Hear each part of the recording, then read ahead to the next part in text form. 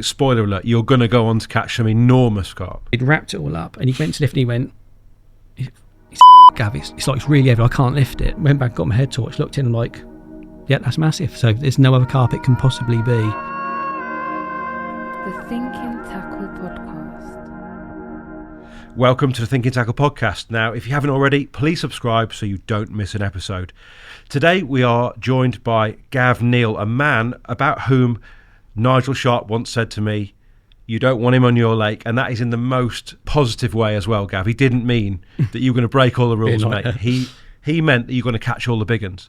And having gone through your albums over the last hour or so, mate, I don't even know where to start. So there's some massive carp in there, which is kind of why I wanted to get you on, because some of those are giants, but there's a lot more to the story, mate. So where did it actually all begin for you with the carp fishing?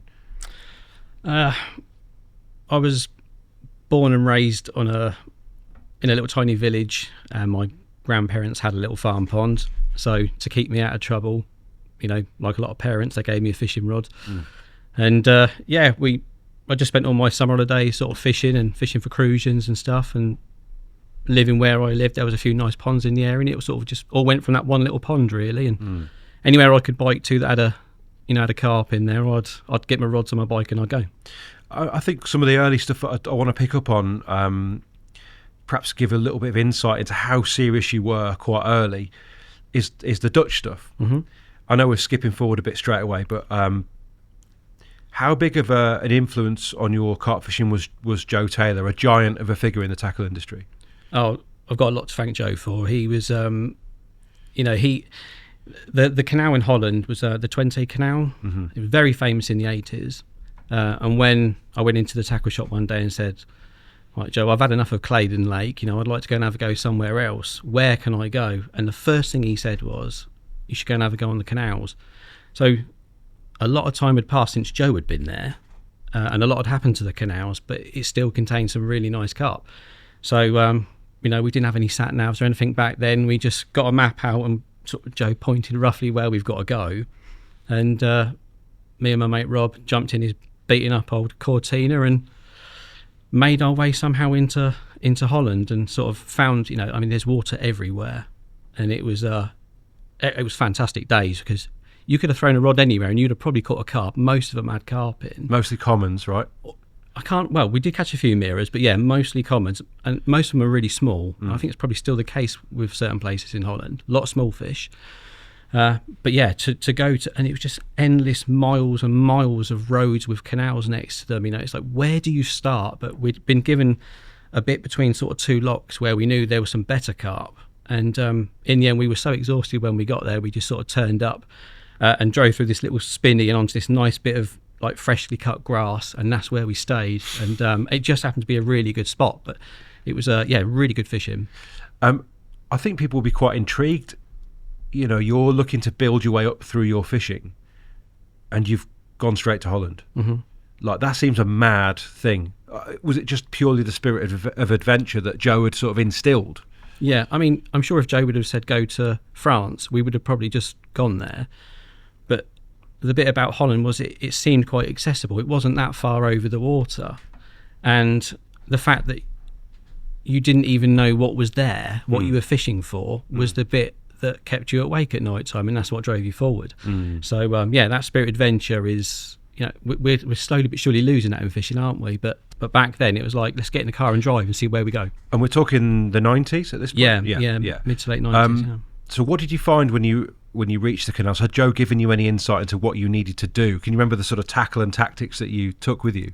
Yeah, he said take some particles with you, and he said you need some boilies and some quite big ones, 18 millers. And what would they have been at the time? Can you remember? Ready-made? Yeah, they were ready-made from Joe. Yeah. There'd have been some Nash stuff in there back then. And we took all the dry particles. Rob took out the back seats on his car to fit a few sacks of party blend and some hemp seed and stuff in there.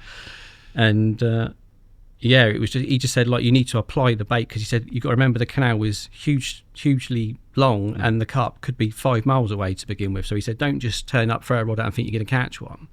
So we picked a good spot and we just started applying a bit of bait, and it was the same. The 2 years that we fished there, it was the same both times where you'd put a little bit of bait in and nothing would happen. You'd catch a few hybrids and you think, this place is crap.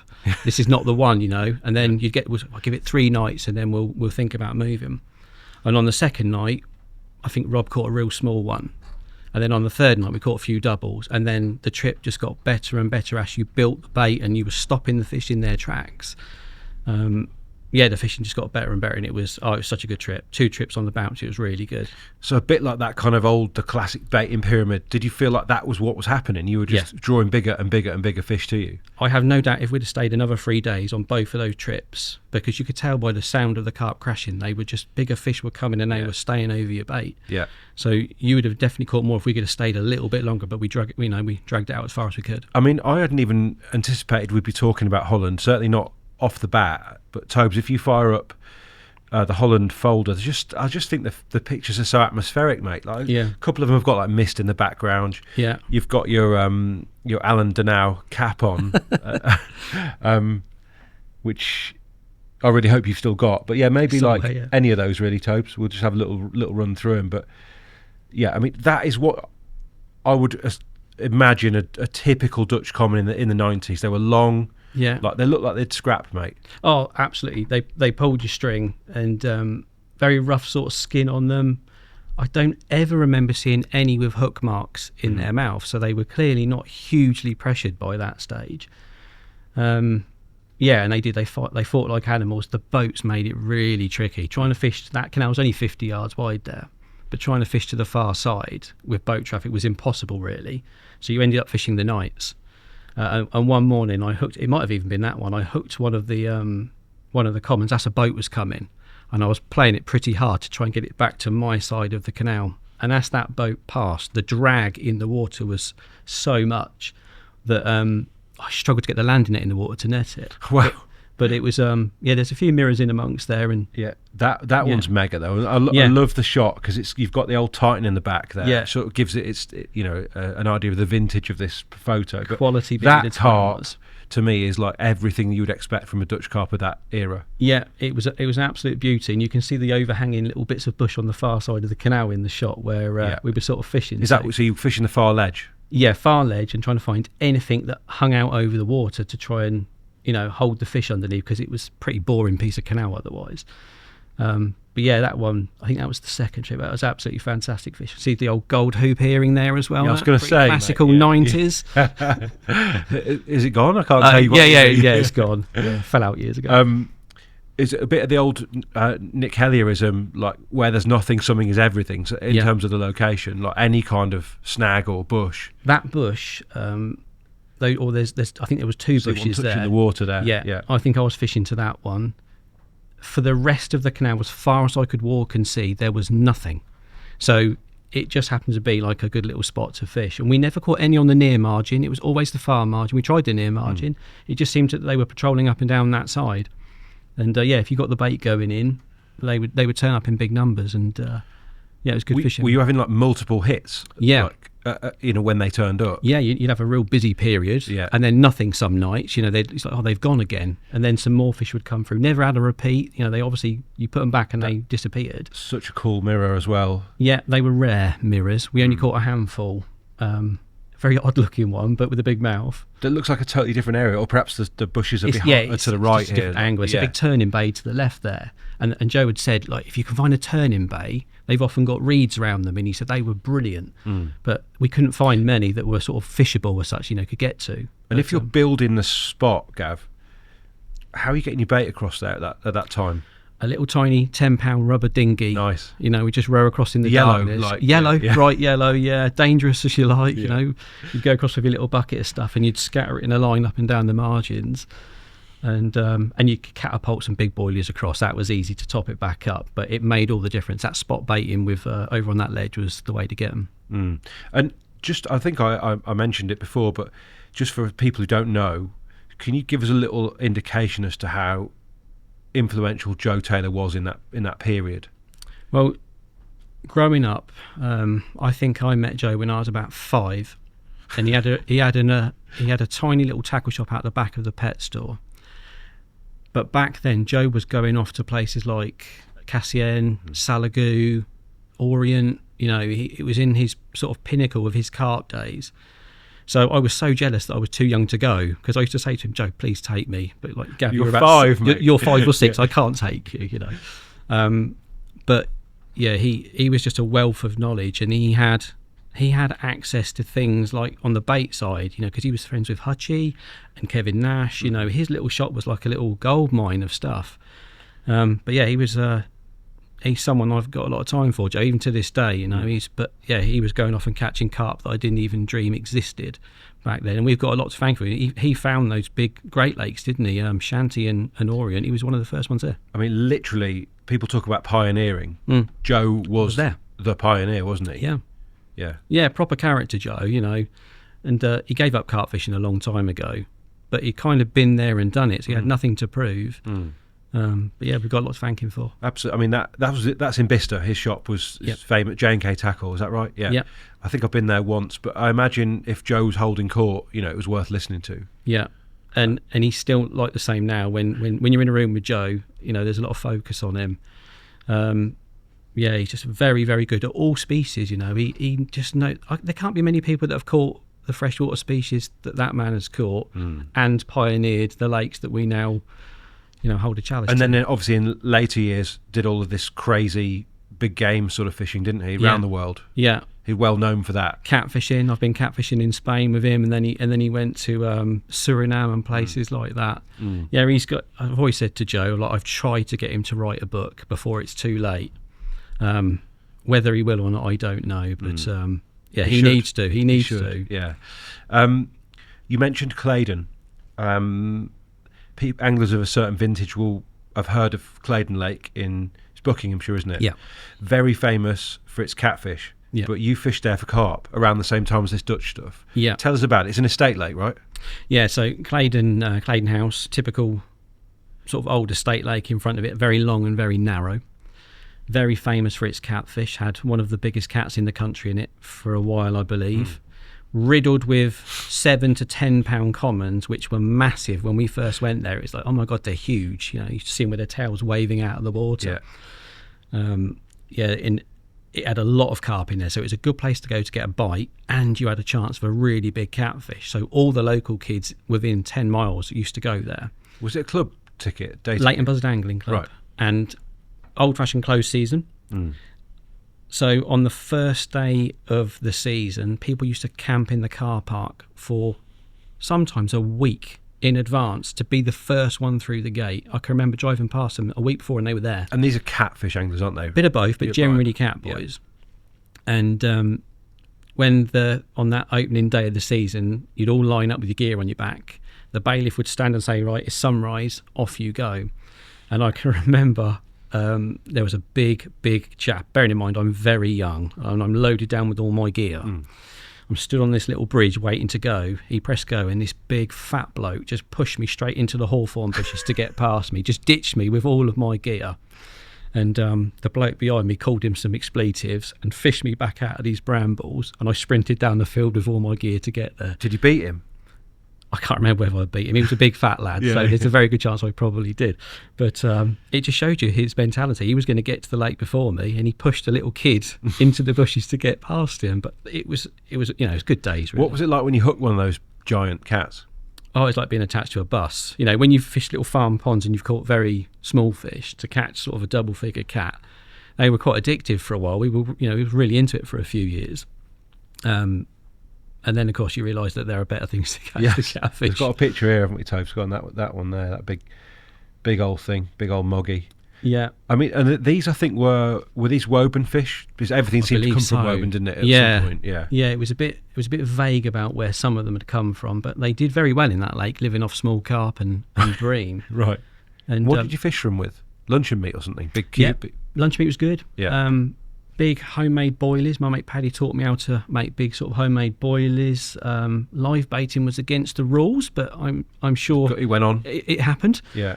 There was lots of ways to catch them, but yeah, it was really good fun. And again, you know, it was so busy there at times. It was the first sort of place where you were really competing against other really good anglers, and yeah, really enjoyable times. It's still there to this day. Yes, and you did catch the odd carp from there as well. Yeah, or not necessarily that lake. Did you say it was low? It was. Well, yeah, both lakes. Both lakes. my first ever double came from the Middle Lake. Is that this one, the main one we know? Yeah, the Middle Lake. Yeah. First double. And then over the years, some of the carp had escaped out of the outlet pipe and gone into what we called the bottom lake, which was a big match fishery. And those carp went on to do quite well. It's a bit of it's like a syndicate water now. Okay. But there was some lovely carp in that. Not very big, £20. We're talking 20-pounders, but I liked it. This is what, early 90s, mid 90s, something like that? Oh God, Claydon was early to mid, Yeah. So long before I could drive, Mum used to drop us off. So amazing. Yeah, certainly early 90s. I'd say. I imagine it's, when you think of somewhere like Claydon, it's always summertime, right? Because Yeah. it seemed that sort of a water. Yeah. Were you able to sort of stalk the carp? Yeah. Because they're shallow, right? Very shallow. Yeah. Yeah. It was the first place. There were some really good carp anglers on there. You're talking like Kevin Maddox and that used to fish it just before I was there, obviously. But it was the first place I can remember seeing like the boilie scene, the shelf life boilie scene. Some of these really good anglers had come down the country or up the country with completely different baits, and suddenly you had access to all of these sort of different products. It was a big learning curve for us. Did you simply watch them, or were you talking to these guys as well?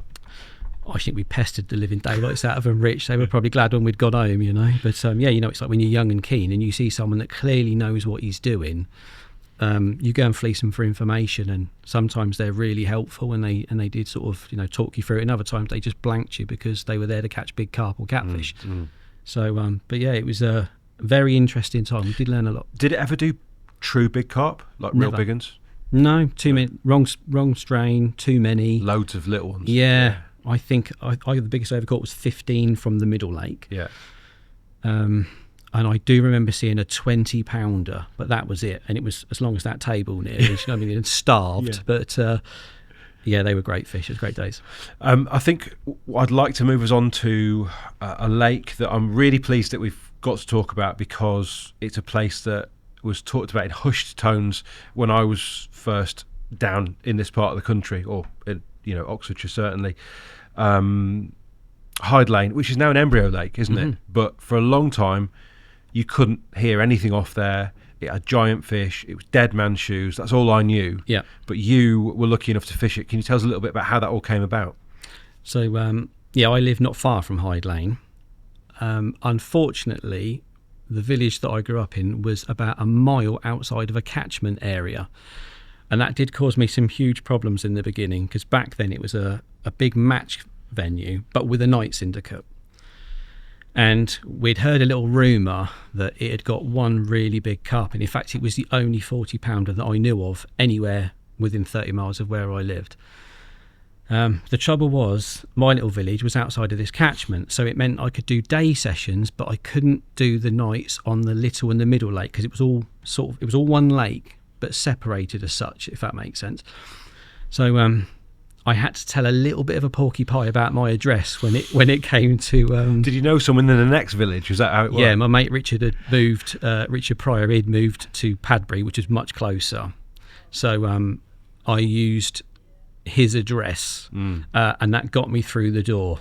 And I could do the nights on the Middle Lake and the Little Lake at the time, which was a massive advantage because the carp spent a lot of their time in that part of the lake in the summer. And then as the years went on, the lake was sort of bunded across and turned into like a proper syndicate and they were good anglers on there. But it was the super lake of its day. It was the Savay of like that part of Buckinghamshire, and nobody knew about it. That's what I mean. You'd only ever hear like whispers about Hyde Lane. Yeah. Was that conscious with all the lads on there, do you think? Were you told don't say anything to anyone? Yeah, they were.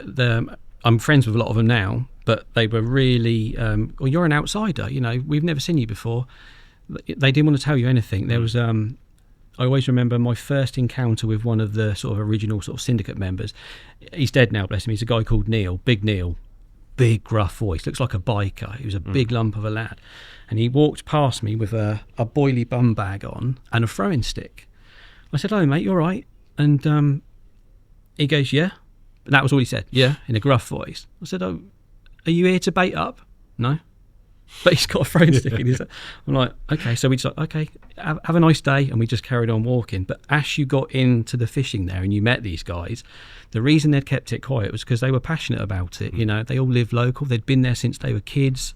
They'd watched the carp go from very small to huge, and they didn't want it blabbed to the open world. But you know, and big names were trying to get on there. Yes. There are a few anglers that have been in this building that wanted to get on there, but because they were well known, it was an absolute no. You know, they did a good job of keeping it quiet, and obviously now it's gone full circle, and Yes. Dan's in charge, and it's sort of having its second wind again. Yeah. Tell us about the fishing on there, because obviously I've never heard and I've never spoken to anyone who fished it, so it's going to be a bit of a treat in that sense. I think there's been one article. I'm sure Carpology ran something, and I remember seeing these charcoal black, deep-bodied lumps. And I think at the time I wrongly believed, having since seen the pictures, that they were leany, that these fish were leanies, but perhaps they're just old. They were. I've traced it back as far as I can go, and they were stocked by the Match Club, and we think that they were Dutch fish. A few people say there's a few Italians in there, which does kind of ring true with how they look, some of them. Either way, I'm sure they were bought by the Match Club to improve the catch reports in competitions in the early days, with no idea what was going to happen to them in the future. But they were just amazing carp, and it was always a very difficult fishery. I can remember months going past when no one could get a bite. Why is that? Because it was quite low stocked. By the time I'd got there, a lot of the carp had gone. You know, they were getting old. They're 25, 30 years old at that point. Would you say that it was peaking, or had it passed its peak when you got a ticket? No, it was peaking. We saw it in the late 90s, so it was peaking around then. Still heavily influenced by the Match Club back then, and there was probably, I reckon it must have had at least 25 30s in it, and one legitimate constant 40 that everyone was going to crawl over to catch, you know. So it was just one of those sort of really unique lakes, and I still say to this day it's one of the best places I've ever fished. The guys that fished it were good. The fishing was rock hard. It was the first place we'd ever seen crayfish, signal crayfish, so you had to deal with that, and that was a major turning point in our angling, trying to deal with that. But yeah, it was just a great place to fish. Really what was the fishing like? How did that hardness of fishing sort of manifest itself? What lengths do you have to go to get a bite? So a lot of it was boilie work. There was bream and tension there, and Hyde Lane was also one of my biggest failures in my carp fishing. That first year when I actually managed to get my night ticket, my full ticket, I was still in sort of Oxfordshire spodding particles type mentality, and there it was a massive mistake. And I tried it for an entire season, Rich, and I caught nothing. I did 33 nights fishing thinking, well, they're not doing it, I'm going to do it this way, I will catch them.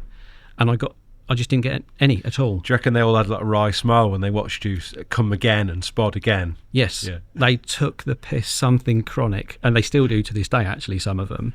But it was, again, steep learning curve, and sometimes you have got to adapt, haven't you? But I was so confident fishing over tightly sort of spotted particle areas with like corn and stuff.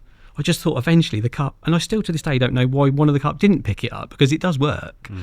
But it was a boilie water, and the minute you started getting them 20mm fish meals out there and throwing stick in them, it was a much better way to go.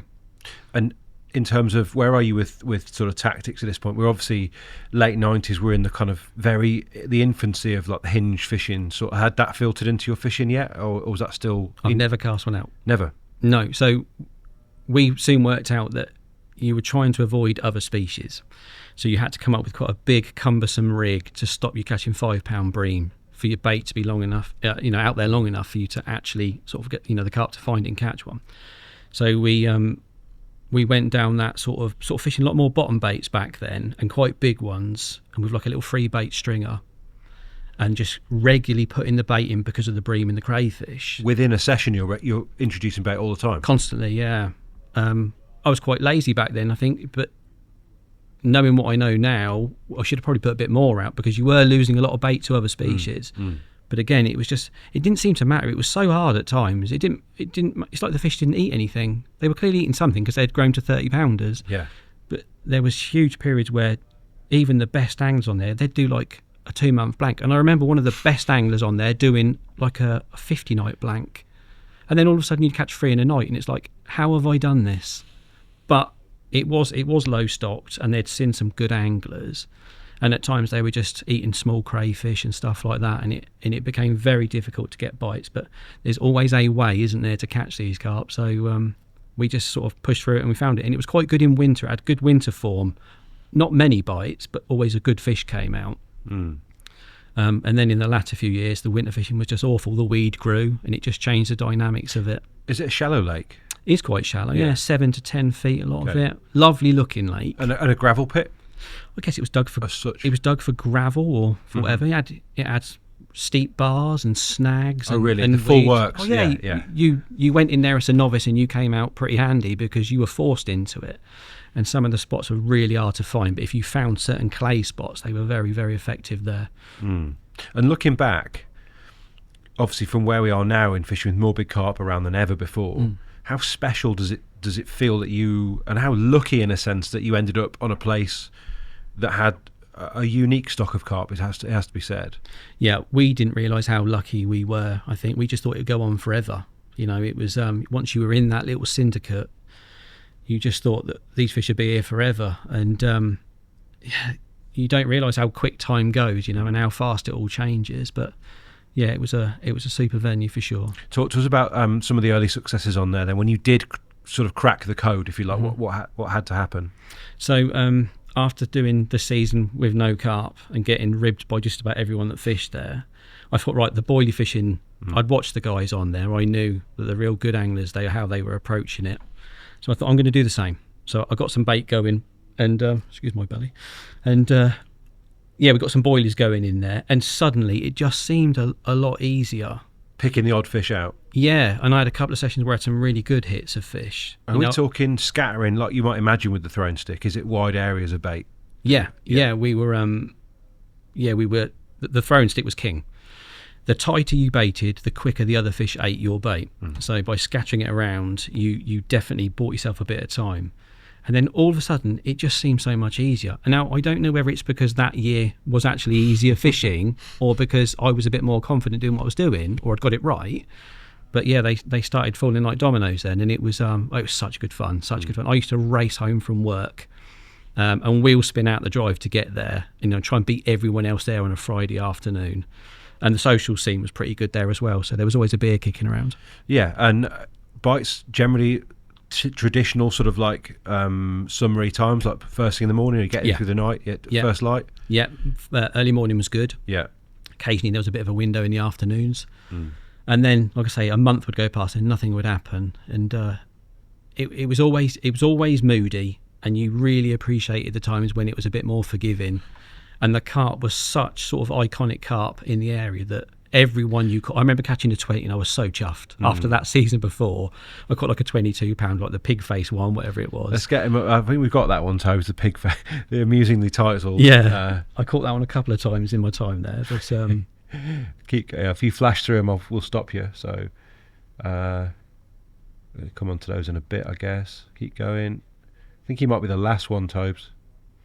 There he is. He's got a face a face that only a mother could love. Yeah, whack that one up, mate. Yeah, very odd carp, right? but and also, I mean, if you said to me that was from down at the Tip Lake in the 80s, I'd have believed you. Very similar looking. Yeah. To those. I think you'll have seen that strain of carp in several venues over the years. They sort of made their way from wherever it was in Europe, and they ended up being, people sort of poo-poo fish from other countries, but to us they were like the pinnacle of carp fishing. Yeah. So we didn't really care where they came from. Probably didn't know at the time, did you? But no. But yeah, the pig face, bless him. Like the old bit of real tree going on there in the trousers. That's pretty. I'm a shooting man, Rich. There's I've probably got camo underpants on underneath it as well. So yeah, he's a 20. Yeah. But give us a little outline of the characters in the lake and the stock at the time. But you mentioned 25, 30s maybe. Yeah, I reckon so. Somewhere around that. So you're actually quite unlucky to get him then. How many fish were in the lake in total, do you think? We were always guessing. Yeah. But the guys that had been on there, it was Kev Venables and Kipper and stuff. they always said back then they reckon between 60 and 80. And I think that's pretty accurate because, like I say, months could go past with no carp being caught at all. So, 60 to 80 fish, I reckon. And the real big fish was a fish called clover. Now, clover was, I say, the only 40 that I knew of. That carp, that definitely caused me a few sleepless nights trying to catch that one. And to some people, it was very friendly. There were some guys on there that caught it 7 or 8 times. I can remember one of the guys going, "Oh, it's clover again," literally popping the hook out and just letting it swim off. And other people would never catch it. It was one of those fish you either loved you or hated. Did you fear that you might fall into that latter category? Yeah. But the day that I caught it, I'd made a bet with somebody. We were going off to France, and it was early on in the summer, and I'd got a spot going. I'd been getting a bit of bait in there, and I'd been getting a few bites, and that big one hadn't been out. Clover hadn't been out. And I can remember we met up in the pub to discuss this French trip. And I can remember sitting there tapping like my pint. I think I need to get back to the lake. I need to be there. I'm going to get a bite. So at the end of the meeting, I stood up. There was 5 of us sat around this table. I said, "Lads, I'm going to go and catch clover. I am going to catch it today." And of course they laugh, called me all the names under the sun, and I left. And the next morning, I'd got 4 or 5 bites, and I caught it. So did you imagine it would be part of that, of a hit, a fish, or like? Quite often, she was quite a greedy carp, and looking back, she liked her food. So yeah, it was always distinctly possible if you'd put a bit of bait out and a few fish had stirred up the bottom, you were going to catch it. But some people, I mean, there was a guy that used to run the original syndicate, and I don't think he ever caught it. And he did an obscene amount of nights, and he went through the rest of the stock 5 times over. But I just think his name was never on it. I don't think he ever did catch it in the end. I'm sure it beat him. I imagine though, with that kind of lake where you're all going through the ringer at times, that the social and the camaraderie must have eventually been quite a big deal. Yeah, we all tried. We all pulled our ideas at times, and sometimes we just got rather drunk because we knew the fishing was so bad that there's sometimes you just know there's no point being here. Because we loved it. It was one place we would just stay and spend our weekends. Let's have a look at some fish topes. We'll save clover for a minute. Let's go up through these. So what would be the first 30 pounder that you caught? That one there is a fish called leafhead. Let's look. Yeah, that's so there's 3 picks there, I think, toes. But that fish had. I thought when it was quite early on in the campaign, I actually thought it was the big one because I didn't realise there were 2 such big carp in there. This one was just under 40 pound, and someone had said to me that the big one had got a damaged tail, and that summer some of the fish had got terrible injuries from something we don't really know what. So when I finally hooked that one and got it in, I was adamant it was a big one, and I even rang my mate Richard and said, "You need to come down, I've got clover." And it wasn't until I shared the picture to someone else, he's like, "No, you haven't, you've caught leafhead." And that was the other real big one that was in there. A lovely carp. Definitely. Lesser caught than clover, that one? Much. Do you know what? That specific carp, and I think it was that summer, in the close season, I fed that carp under a bush in a swim called the Flats. And I fed it an obscene amount of boil. In fact, I was surprised how many boilies one carp can eat when there's no rigs in the water. And I was adamant that would be the first fish caught that opening season, but it wasn't. But I did catch that one over loads of bait. Once I'd seen that in the closed season about how it fed, it didn't move very far on the bottom. I could see why it would go huge periods without getting caught, because it would just hover over the bottom and swallow them on the spot. And that makes it really difficult. But it was so greedy, so greedy. Did you have to adjust rigs to catch that? It's one of the only times at Hyde Lane I did adjust my rig, and only because I'd seen what'd seen in the closed season. I did fish a shorter rig with a braided hook link, and I caught more fish doing other things, but that did catch that one. And I wondered to this day whether would I have not caught it had I have not made that change. So hard to tell. It sounds like it was no coincidence to me. No. I looking at these fish, they look really reminiscent of a lot of the fish in the sort of Bedfordshire area as well. Like you could, if you told me that was Elstow, or some of the quieter waters near Elstow, I'd believe it. Maybe they were. Maybe they were. They did look like those original Pit 1 fish, didn't they? The ones that I can remember seeing in the magazines back then. And perhaps all of these clubs pulled their fish from the same fish farmers. It's distinctly possible, but it's a strain of carp that are I can't think where they are anymore. I wish we could have done more to save them, but they never spawned very successfly in Hyde Lane. Right. They did one year, but nobody did anything about it really, which is such a shame because we were spoilt then to a degree. I mean, nobody misses it till it's gone. That's right. So that's Leafhead. We've got a couple more pictures of it, Toby. I think maybe the other side worth seeing. And the tail, obviously, you mentioned it about this. No one knows, and obviously people are probably shouting at us, saying that's ottered. But you know about otters. You've seen it firsthand. In fact, on Hyde Lane. Yeah. No. So this is way before otters were reintroduced and made their appearance. And we put it down to they spawned heavily and they battered the living daylights out of themselves, and they were seen at the start of that season looking pretty ropey. And there was a few people on the syndicate that didn't handle them very well as well, like you get on every water. So we seem to think that their tail damage might have been sort of human handling. Handling. Yeah. Leafhead, the top tobes again. Those top. So is that side? Yeah. Let's have a look at that's the other side, isn't it?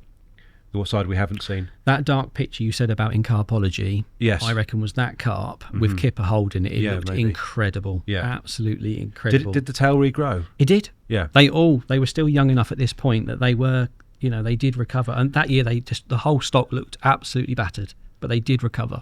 What a carp! I mean, even in that state, incredible. £39. Looking into the net over the top of that, I'm not surprised you thought it was a big one. Yeah, because he's a shortish, deep fish. Must have been thick. Yeah, wide fish. Fought like an animal. I was shaking. I rang my mate Richard, who lives obviously at Padbury, and he came down and took the pictures. And it was like the best day ever. I finally caught one of these big ones. A massive PB at the time, presumably. Yeah. Right, let's look at some more tobes. I mean, you're not on there for too many years, are you? I guess, but I flitted with Hyde Lane, so I did that. I did the most of the year when I caught nothing. That's when it really got hold of me. I was trying so hard, and then in the latter years after. So these ones, what would that be, Gav? That's a fish called Son of. Went on to be one of the better ones in there. Look at that lovely shape of carp, grey, big overslung gob. He came part of a 5-fish hit that morning, and he definitely liked his boilies, that one. Again, scattering and braided hook links bottom baits. Is that? Yeah, I think it was. Yeah, I think it was. Yeah. And were you able to repel the crays with the kind of hook baits you're using, or was it just weight of bait that sort of kept them off? So the crays, we were trying everything. We were rolling hard hook baits. We were using industrial shrink tubing, which was quite effective. Never felt that confident using it, but it did work. But it was the same thing, Rich. When those carp were on you feeding, the crays were not interested. Sometimes you'd wind in after the size of the mouth on that one. Yeah. He could easily deal with the cray, couldn't he? You'd wind in some mornings and your bait had been absolutely perfect. Like, well, why didn't I get crayed? It was because you'd had carp on you. You'd been done, obviously. Oh, so it's really a useful indication. Like you might have had the odd liner and then you reel in, bait's fine. Yeah. Something's wrong. I definitely. There's a fish on there called double belly. I loved that carp. Let's have a look, Tobes. That was a typical example. I'd done a night. I'd moved, got on the fish, and which one, whatever it is. Yeah, I'd wound in the morning and my rigs was pristine, and I thought I'd put a bit of bait out, and that's pig face again, isn't it? He might be at the top. So I think he's at the top. I'm sure you went past. There it is. That's it. Yeah. So that was I put some bait out, wound my rod in the next morning, and my pop up, a little tiny like 14mm pop up, 12, not even a 12mm, was absolutely pristine. I thought, well, how can that have sat out there all night? So I quickly checked it, whacked it back out there, and within minutes it went off, and the fish was passing the bait like you wouldn't believe. So was that as a snowman? Sorry, that was just a little pop up on its own. Yeah, so you did use pop-ups as well. Yeah, it was a very sort of dirty spot to one side of a very popular gravelly area, and I just fished off the side of it and put a little pop up out there, and they would go for the pop ups. They would, once you got on grubbing around for that bait, they'd take a lot of things, but they did have massive gobs. There's a couple of things in that that immediately stand out to me. The one, that you're aware enough of pressure that you're targeting a spot off the side seems quite a modern thing to do, if you in inverted commas. And fishing dirty ground, again, something that got talked about a lot. We in the 90s, and early noughties, you're very much in the era of gravel, aren't you? Sort of. Yeah, but I think if you think of it logically, when you place a rig on clean lake bed, you're making it very easy for the carp. It's great for your mind thinking, well, I'm fishing over nice lake bed. but you're making it incredibly easy for the carp to work out your spots, and work out your rigs and stuff. If you throw that in the dirt and it's the perfect sort of dirt next to it, when they start moving it around, they're blinding themselves, and it makes it a little bit easier. And you thought that at the time, that was, because that seems very like you're a thinking angler even at that stage. Yeah. I spent a lot of time on any venue I can go to. I'll always watch the carp, and it's amazing how greedy and easy to catch they are when they're competing. And you just need to have everything in your favour, and that's why going to, I don't know, let's say St John's, going to St John's and fishing at the bar at 60 yards, you will catch a few carp like that, but it's been done a million times. If you put it forwards or backwards into that dirtier water, you're going to catch them trickier carp by doing it, and probably a few more by doing it. So you've got to get out of your comfort zone really sometimes. But yeah, we made the decisions even back then at Hyde Lane, to try and fish differently to the other guys that were so good and spent a lot of time there. You had to be one step ahead, so he was always looking for a different angle. Do you think culturally they'd fallen into that trap that we all do at times of having been on a lake so long that you end up fishing the same old spots? Yeah. If those carp would have still been in there now, 10 of those blokes would still be there fishing. I have no doubt, because they loved it so much. Yeah. And double belly? Yeah. How big was that? So 37. Yeah, so 37. Proper big chunk. fish. Yeah. And there were a lot fewer big carp around in whatever we're talking about here, 2000. Early 2000. Yeah, 2001 or something. He's a giant still. Yeah. There. Yeah. And like I say, they were all hard earned, so it didn't matter whether it was £15 rich. If you got one, the shout went up, and everyone gave you a round of applause, because they were bloody hard to catch at times. Yeah. Okay, Tobes, let's have a look some more of these old fish, because you can't find pictures of these anywhere, really. No. Like you say, maybe the one article I remember seeing, and I feel like I've seen a lot of articles over the years. So that's his other side. This one we've seen. Let's have a look at that shot. Just shows his mouth off really well, doesn't it? That's a rare one. Oh, go on. Let's go straight to that one then, Tobes. That's a fish that, it didn't really have a name, but there was a guy on there called Steve, and he told me it was called the Leather. He'd only ever seen it. He'd been there for 25 years. He'd only ever seen it once or twice, and I never saw that carp ever in the water or in anyone else's net, apart from the day that I caught it at £33. How did you catch that one then? Because what did you do right there then? To trick such a rare one. Again, so that was fishing the dirtier lake bed, fishing in the silt, away from like a gravel area, good spread of boilies again, and again that one did come off. I'm sure that was part of a hit. So occasionally, like they would fall to that. Even they would fall to the competitive element. Do you think? Yeah. Abandon caution. I think there's periods in a calendar year where the carp, they'd spawned. That's quite lean, that fish. They'd spawned a month before, whatever. There is a period where they just need to replenish their fats, and they are just easier to catch. And it's the lucky guys that are there on those sessions that will fill their boots. And I think those hard to catch carp, that's when they make their mistakes. It's still a 30-pounder though, right there? Yeah, I presume? yeah, good 30-pounder. The crusty old back on it. I imagine you saw them like cruising about. They look like dinosaurs, don't they? Surely you could go months without seeing any of them, and then you'd have 10 trips on the bounce where you'd find them in the same set of snags. They definitely liked certain areas. And they never used to show, as in crash. I can remember that year when I did the 33 nights for Diddley Squat. I'd sit up all night listening and looking, and and you just didn't see them. And then a bit further down the line, they introduced some Mark Simmons fish, only a very small amount, and suddenly it's like the Simmos taught them how to jump. And I remember going there one day, and I even rang Richard and said, "I've just seen an original crash out," but they just didn't used to show. Very sort of odd fish. And he didn't see you either, judging from your attire. That was part of how you caught him, I reckon. Yeah, that's it. Yeah, absolutely invisible, acting like a tree. Yeah. Become one with the lake. Let's have a look at Clover then, Tobes, because this is the one that everybody wanted, which is this the second? Is there a second capture? That's the first time. That was the day when I was at the pub and I told everyone I was going to catch it. So this is the pub capture. I mean, it is a pretty unique carp. That is. Yeah. Yeah, I mean, is it good looking? No, it's not your beautiful, stunning linear, is it? But to us, it meant everything. Well, to me, it meant everything. To the other guys that caught it 5 times, it probably meant nothing. Do you know the back end of it doesn't half look like the brute out of Pingewood? Yeah. The front end different, but I mean, I think if you're going to have a dinosaur of a mirror, it should look like that. Yeah, it was a proper old fossil, and so I caught it twice over the couple of years that I fished there. And the very last time that I saw it, my mate Richard, who I'd gone there, I'd used his address. He sort of stepped out of fishing for quite a few years. He got married, and then he got back into it, and he said, I'd really like to catch clover before it's too late, because they were dying by this stage of old age, you know. And anyway, we did this one session, and we was on the canal bank on the complete opposite side of the lake, and it was not going very well. And I walked round and I saw clover by the inlet. And I said to Richard, we need to pack up, because you're never going to get a better chance than what we're about to do. So we sprinted around and bagged this swim, like fishing towards this overflow. And we got settled in, had a few beers, and then Richard got this real twitchy take. And I knew, because always get twitchy takes from this fish. He got this really bream-like take, and he sort of casually went to his rod thinking, that's another snotty. And I knew, and he hooked his fish, and I saw it roll in the margins, and he'd caught it, and it was his first 40-pounder. So it was nice, and that was the last time I ever saw it alive.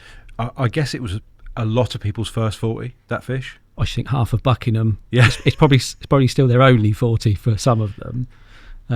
But yeah, it was. They came from far and wide to have a go and catch it. And again, there wasn't. I can't think of any others around that time that stayed over 40 pounds.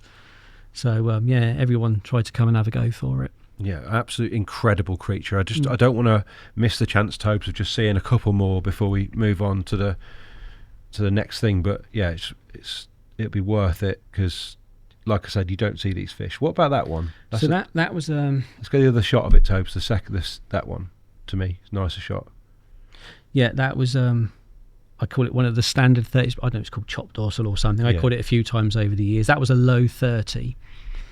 And again, proper lovely, wrinkly they've all deep wrinkles on these flanks. Grey, very grey as well, aren't they? I imagine they would fluctuate depending on water clarity, from being black to being quite pale and grey. I saw early pictures from people like Greg Richardson and people like that, and the fish were very pale. You know, it was Hyde Lane was changing massively around that time with the water inflow, and the carp, I think they were at their peak around that sort of time. So yeah, they looked incredible. And how big did they go in the end, like when they were at their very biggest? I'm sure that, was it Neil or Kev caught clover at 47. It was a year when the lake was quite high. There'd been a lot of water coming in, and it was in the winter. It was I'd love to find the picture of who's got it, but a 47-pounder back then would have made tabloid news if they were allowed to do anything with it. It was no publicity at the time, is that right? Yes. Or self-enforced, or? Well, you joined the syndicate knowing you were not allowed to publicise it. You would have got wedged and beaten up had you have done it back then. But it mellowed as time went on. You know, as social media and that was sort of coming out, and there'd been a few articles done. But the very first few years, it was very frowned upon to even talk about it in the pub. You know, it would scupper your chances for your ticket next year, unless you were talking in that circle of original Buckingham anglers. Amazing. I mean, and we should say that it kind of all ground to a very sorry end, didn't it, for Hyde Lane? Yeah, it was the very first place where I saw a carp killed by an otter.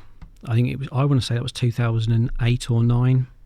Somebody caught one at the start of the season. I was going back for a bit of a social, and that same carp that they'd caught at the far end of the lake, I walked round in the morning, and that same carp, 29-pounder, was chewed up by the outlet.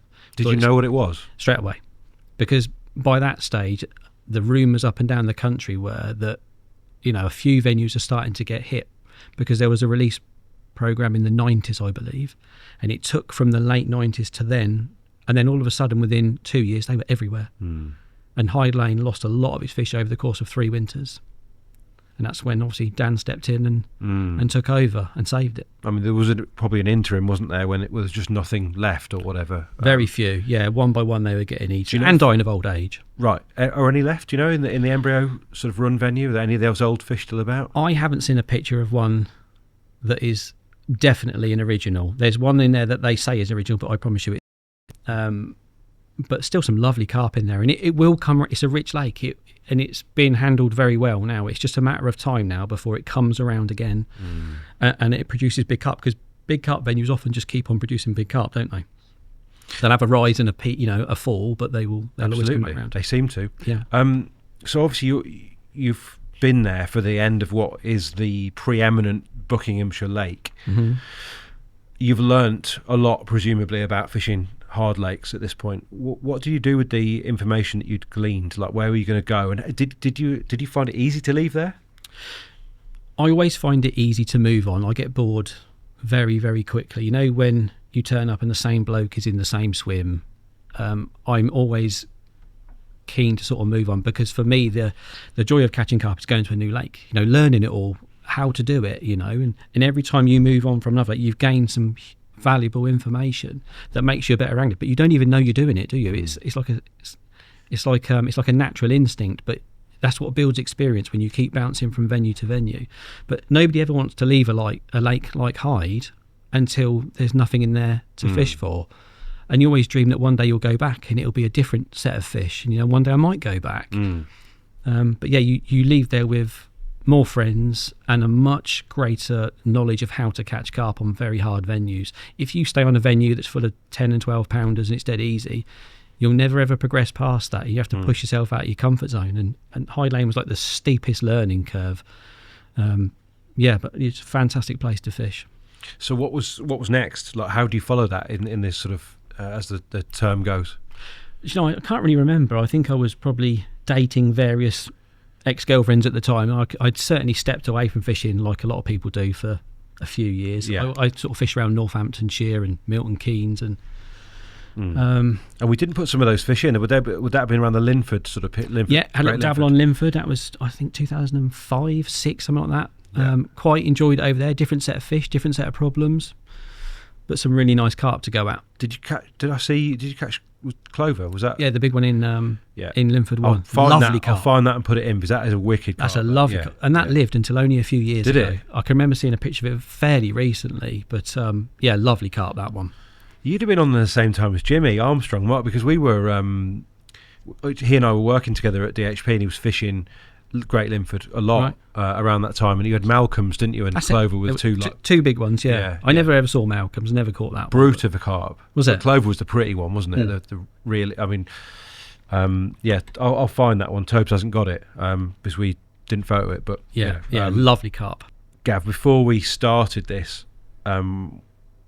I noticed in your album the name of an estate lake, and asked you about it, and you seemed fairly incredulous that I would even be asking, because it's one of those places that, I mean, I'd asked around a little bit and knew nobody, drew blanks, no one knew anything, managed to find a couple of pictures in the end, but a very, very special ancient place that got your attention, what, one summer, just 1 year?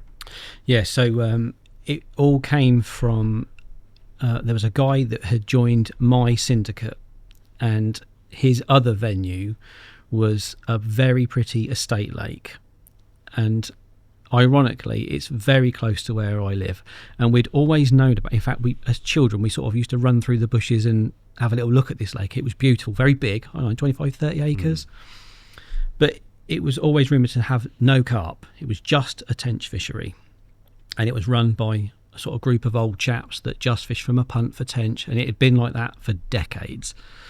And then the guy that joined my syndicate, Ian Hudders, he said to me that there are some nice carp in there, but they were in the top lake, and there was not many of them, maybe 20-25 fish back then.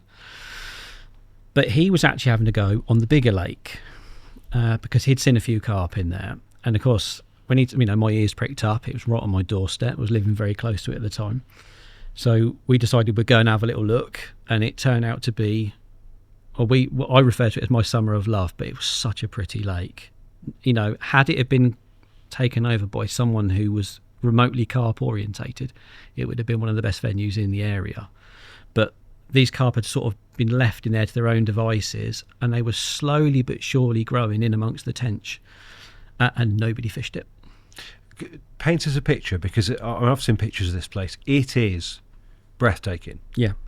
Little stone monuments and little buildings around it. I think it was dug by Capability Brown, and just tucked away behind a forest.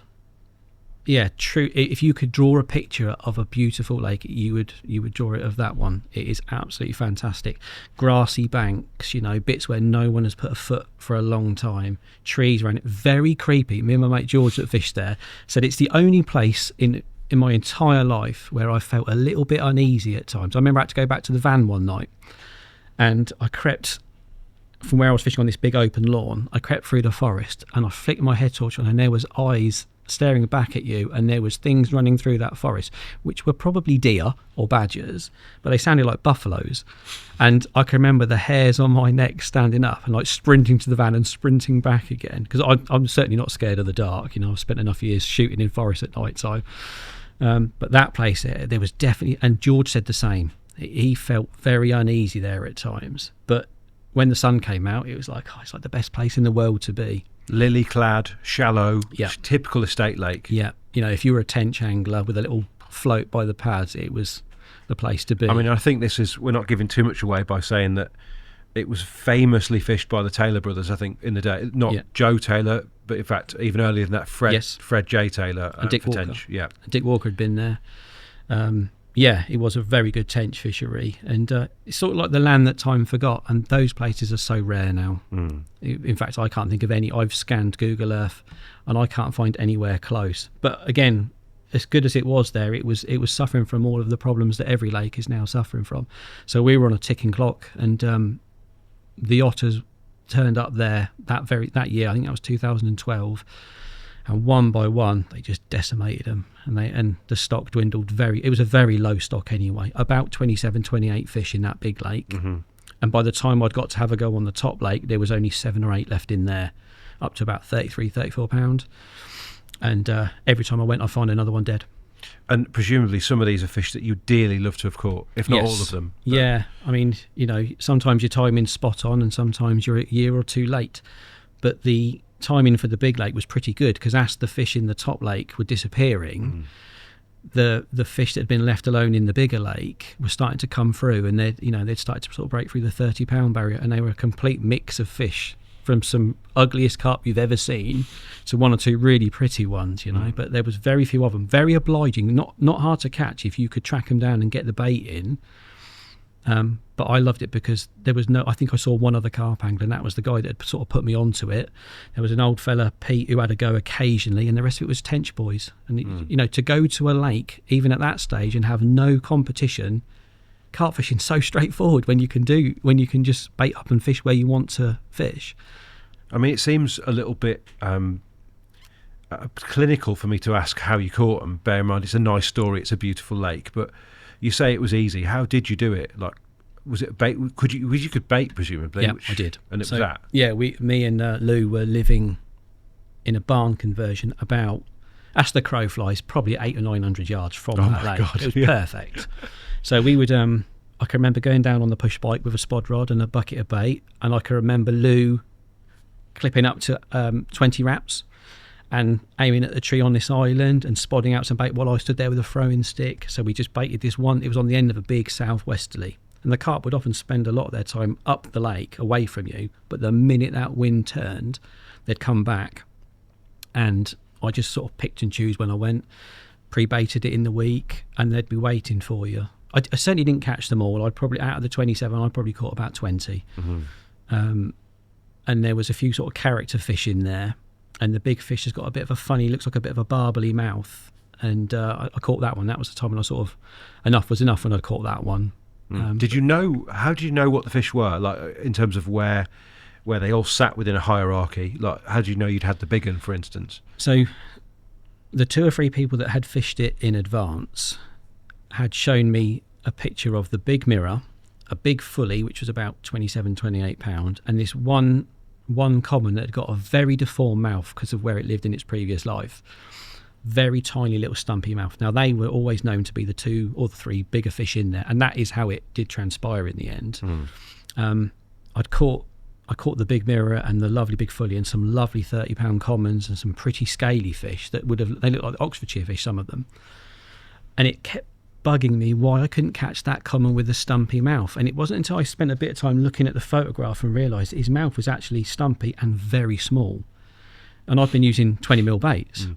So I said to Lou one evening, I said, I'm going to go back for one more session and I'm going to try small up baits. So we went and baited up, went down that weekend, and I fished with little 12mm pop-ups. It was the first one I caught. Mad. And I reckon he'd been out there The whole time. and I hadn't caught it because Imagine how frustrated he was though. sucking away at that bait, trying to Filling get it with 20 minutes, and he just can't eat any. And of his them. mouth was tiny, absolutely tiny. So, With the area that you chose on the end of the southwesterly, was it like? Would it have been an obvious spot? Were you talking the main bowl of the lake, or No. like, what made you choose it? long way from the car park, which Right. is always a great place to start. I don't know why I was worried because there was no one there, Rich, but it was the sun got in there, the good winds blew in there, and there was a tiny little gap in these reeds, and it was a nice grassy piece of bank with a big oak tree to one side so I could get some shade. Yeah. And everything about it was good because it was a really hot summer that year, and on the end of that breeze it was nice and cool, and Luke could come and chill out on a bed chair next to me. It was just perfect.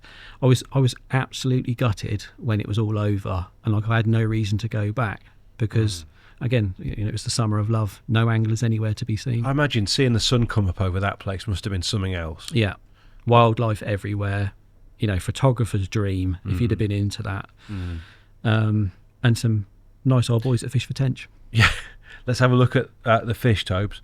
So we are talking about the Bucks estate yet. So go on, let's have a look. That's the top one, mate. So that's the fully, right? Yep. It's a great carp. Yeah, caught on the hottest night. The duckweed and the algae was horrific on this lake. And I often wondered how the carp survived, because a lot of fish didn't survive small fish. Are we talking like 3 foot deep, this place? Yeah, and some of it's 2 feet deep and some of it's inches deep. And across its entire, it's very shallow across its entire length, really, apart from one hole in the middle. But the duckweed, I mean, sometimes you had to clear a path to get the fish out and to get your lines through this duckweed. And that night it was so hot, it didn't go down below like 22 degrees that night. And I was worried for their sort of safety, so I actually got in the water with them when I put them back and made sure they swam. Hence off. you did night shots, right? Yeah. You can't be bagging them in that. Never. Not in that time. To be fair, mate, given how hot it is, you've done well with a couple of layers and a pair of jeans on there. Yeah, that's right. I don't know what had happened somewhere because it was some unearthly hour. I'd probably got wet somewhere in advance because I caught a few that night. Actually, it was quite a good night for fishing. Like the second or third outfit of the... Could well be, yeah. He's mega, though. Did you see that one dead? Is that... I didn't, but No. the guys that I sort of put on there after I'd gone, they did find them dead. It's a shame because I think they were going to get a little bit bigger. They had plenty of space. And this is the biggest mirror, right? That's right. So I think... It's almost a leather, isn't it? I think it did make £40. I'm sure someone did say they caught it at £40. It was an upper 30, 36, 37. It spawned out that funny barbly mouth. But I wasn't leaving until I'd got it, sort of thing. And he liked boilie. Yeah. And then the common... I think I put that one in, Tobes, which is another... It's a long common in there. Oh, no, maybe I didn't. I'll find him, put him in. I reckon we lost that one in the transfer, Tobes. But anyway, lovely long common, classic. He looks like an estate lake fish. Yep. So that one I caught a couple of times. It was one of the only fish I repeated on. I think I caught it at 28 and 31, and it went on to be a little bit bigger. There was 2 young lads that went and fished it much later, and I'm sure they caught it at a bigger weight as well. But there was a good mix of fish in there. Again, they'd appeared there from somebody who just wanted to put a few carp in there. They came from a lake not far away, and it ended up being quite a good little lake. And it's funny how many times that's happened in the past, isn't it? I mean, I remember reading, I'm sure, that like the Taylor brothers had seen a carp in those lakes. So that maybe there was something there at some stage, ancient old things, but as far as you know, they were moved in from, well-meaning sources locally. Yeah, So I think there wasn't like an intact estate lake stock as such. No, and I can remember speaking to a tench fisherman there when I was a kid. He was friends with my granddad, and he said there'd never been carp in there, but he was a tench fisherman. But back then they would have told you if they'd have seen one, So would they have noticed? Who knows? Yeah. It was a big old lake, and if you put 2 in there, you might never see those 2 again. It's I think it received a lot more attention because of the top lake that did have a stocking of carp. And I have no doubt that some of them migrated across the barrier and got in there. And when you fished the top lake, what was that like by then? It was the most annoying place to fish you can imagine. You're basically staring up a huge avenue at the big house, and it's about 6 or 7 acres, 2 foot deep, right, with a pair of resident swans. Yeah. And I thought one autumn, I'll go and have a go for those carp. But there were tin 2 or 3. I thought, go and have a go. So I went up there with the old 20mm boilies because there was a lot of tension there as well. And I remember catapulting out 30 20mm boilies, and the swan appeared round the corner, and I watched 30 boilies go down his neck. And from that point on, it became like this war against me against the swan. So the handful of sessions I did there, I'd feed the swan off. I'd take some wheat or some maize or something, and I'd feed him at the top end of the lake, and he'd stay up there all day and give me just enough time to get some baits out and catch a few. And I didn't catch many. I caught 2 or 3 up there. But again, really nice bait and no one else there. Relics as well, these things, presumably. I think those carp had come from various places. There was an absolute... I wish I'd have brought the picture of George with the linear, because he was the one that I went there for, really. It was this beautiful 32-pound zip linear. I don't know where it came from, but it was a beauty. And George, being George, he turned up and caught it pretty quickly. But I'd had 3 or 4 goes, and I hadn't caught it, and then it got killed like the rest of them. It was... I mean, do you reflect on what might have been in that era, given what was happening with the otters in that sort of neck of the woods? Your area, if you like, was bad. If it stretches across Buckinghamshire and into like Bedfordshire, had been hit hard, hadn't it? Fish had been lost really early. Fish like Star out of Wellington, were among the first that we all became aware of at that time. But it's a short hop from there to where you were, isn't it? Yeah, they spread so quickly around that time. I don't know how it spread so quickly. Somebody somewhere must have had some sort of intervention with that, because any species that you reintroduce, there's always a steady curve back to some sort of... But they just exploded, and they were... You'd hear of 3 venues at opposite ends of the county that were getting nailed at the same time, and they'd never had a problem before. So why did they suddenly explode? I mean, I've got a theory as to why that is, but... Yeah, they came back fast, and we didn't realise, but we were losing venues as quick as we could blink. Hyde Lane, the Estate Lake, they were just disappearing so fast. Did it mean that you had to look further afield for your fishing? Yes, I think if you've got that sort of travelling mind, you're always going to travel further afield, aren't you? I think, and again, I like fishing new venues, so you run out of venues within half an hour of where you live. Luckily, I'm Buckinghamshire is quite central, isn't it? You've got Bedfordshire and Northants out to one side. You've got Oxfordshire. You can head south into the Colne Valley. I'm just wondering whether actually you managed to eke out a bit more Buckinghamshire fishing at the very, very famous reservoirs up at Willstone Village and Startops. That's where I went next after the Estate Lake. What made you go there? I mean, obviously, these again, another lake that was kind of locals, and it was fairly hush. Pictures had started to get out, hadn't they? Yeah. Were you aware of the fact that again, the eyes of the world would turn to that probably at some stage? So those reservoirs have been written about right the way back to, I think, is it the 70s? Yeah, Alan Wilson and before. Yeah. They've always held huge bream, tench, other species, very rich environment, but also incredibly ugly to look at, concrete banks. And the guy that had put me onto the Estate Lake had also been having a little dabble over there on Startops. And he said, Gav, the fish do your head in. He said, I'm not going to lie. He said, they just avoid bait. They're very hard to catch. There's a lot of naturals in there. And of course, the minute he said they were hard to catch, I'm like, I might go and have a little go there. And I'd float fish there as a kid. My mate Boogie took me there as a kid float fishing. But when he showed me the picture of the 2 bigger ones, the what went on to be called Arthur and the lovely Linear, the minute I saw those pictures, I was going, So I filled in the paperwork and spoke to the bailiff, and that's where we went for a little bit of a recce. That was 2013 when we went for a bit of a recce there. I mean, I love them up there. I've never fished it really. I've visited a few times. I've caught a carp out of Marsworth, but Startups has got something about it, mate. Those deep concrete banks with the tap clear at times, isn't it?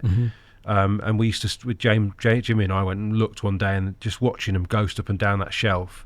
Big old subs, I think we'd seen a picture of that Linear too. But serious carp fishing proposition, you could use boats, couldn't you? Or some could. It had very funny rules back then. You could use a dinghy at certain times of the day, and I think that was retracted shortly afterwards. You didn't need a boat there. It was not that type of venue, really. You had to just pick and choose where you fished. But I still say to this day, Startops was one of the richest natural sort of laced venues I've ever fished. And the year that we first went there, 2013, it fished so difficult. It was so hard. And it was so hard because every piece of weed you lifted out was just covered with snails and creepy crawlies. I used to take the snails home for my own lake, and I'd fill a bucket in an hour. There was that many. And those carp didn't need our bait. And I watched several guys turn up that are incredibly good at carp anglers, and their bait never got eaten. Those carp just did not eat it. They would ghost over it and just avoid it. And then on other times, they'd be up for a boilie. But yeah, very, very hard place to fish at times. How did you tackle it then, given that you'd seen them avoiding bait? I mean, where do you start? You're only left with a couple of choices when you go to a venue that's so rich in natural food. And one of the ones that's so glaringly obvious but often overlooked is you fish a single hook bait. Because a carp is an inquisitive creature, and if he's got 60,000 snails to eat on that little bit of weed just there, dropping a snail in that weed is probably not going to get you a bite. And the single hook bait thing was really good there.